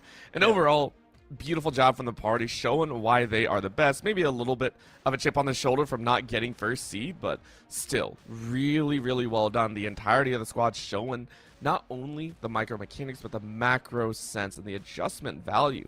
The entire squad putting in work. Chain and Lich, really the two biggest standouts. I think everyone had their time to shine. Cooper and Hypno, they were able to play some great healer mechanics as well. And so good job over to the side of the party. They made it a fast party. I know some peeps want to be able to have a long party and be able to celebrate for so very long, but they made this one just quick, easy snap through this entire August Spin Showcase bracket. So that's gonna do it for today. They get to take the home of $400 for themselves, and the other 100 goes over to the side of Goombas. Hey, we got to have kind of brief samples here, and it just felt like even with the seeding being a little bit flip-flop, this one ended up going the way of the team that just was able to have a much more, I guess, dynamic comp, and they responded well to the Goombas. And that scares me as well, because we're talking about the transfer of skills between different games. I mean, these are just high schoolers. By the way, juniors and seniors rounding this out. I mean, I know we got more in the future, but my God, very, very impressive stuff. And I'm excited to see what more that they can pull off.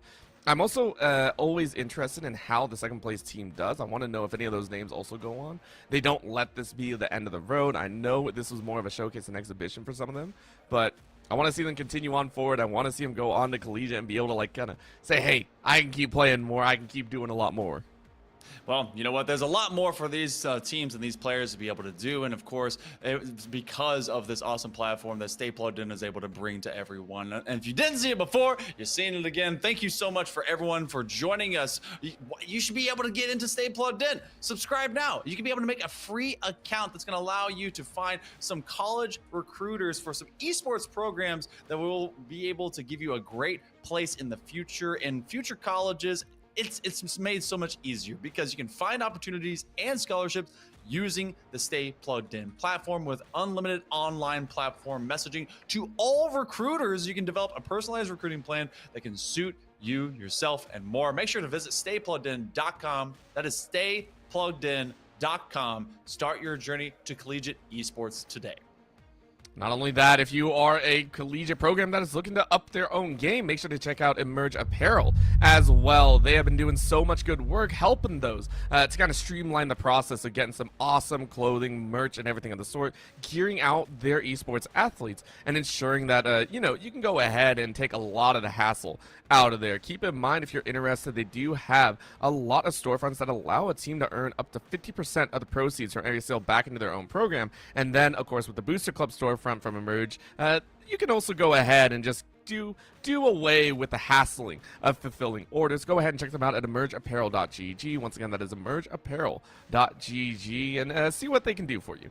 If you want to be able to spruce up that same esports space and make sure that your students have everything that you need in order to succeed, be it equipment, software, and even networking, make sure to get in with Spin Labs. They can provide your program a great space to compete, and of course, Stay Plugged In will be able to guide everyone to a nice physical design and layout that will benefit all of your students' requirements to be the best esports athlete that they can be. If you are at all interested and want to send an inquiry, make sure to send one over to Renee at staypluggedin.gg. That's RENE at staypluggedin.gg to find out more, and you can build something great together with Spin STEM Labs.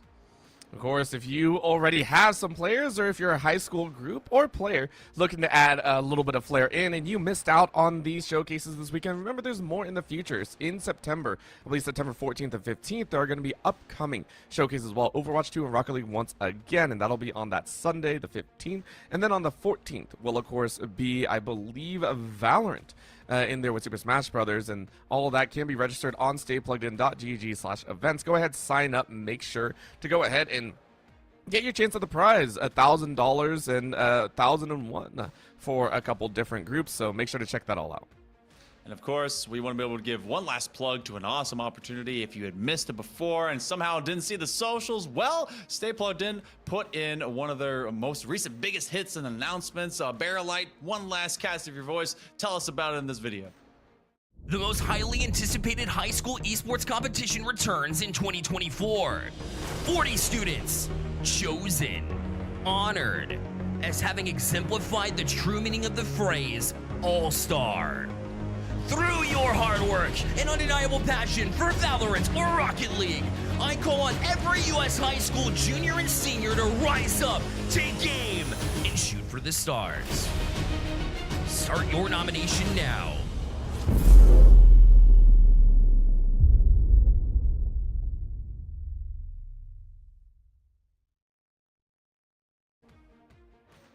$20,000 ain't nothing to sneeze at. Make sure to go out there, play your very best.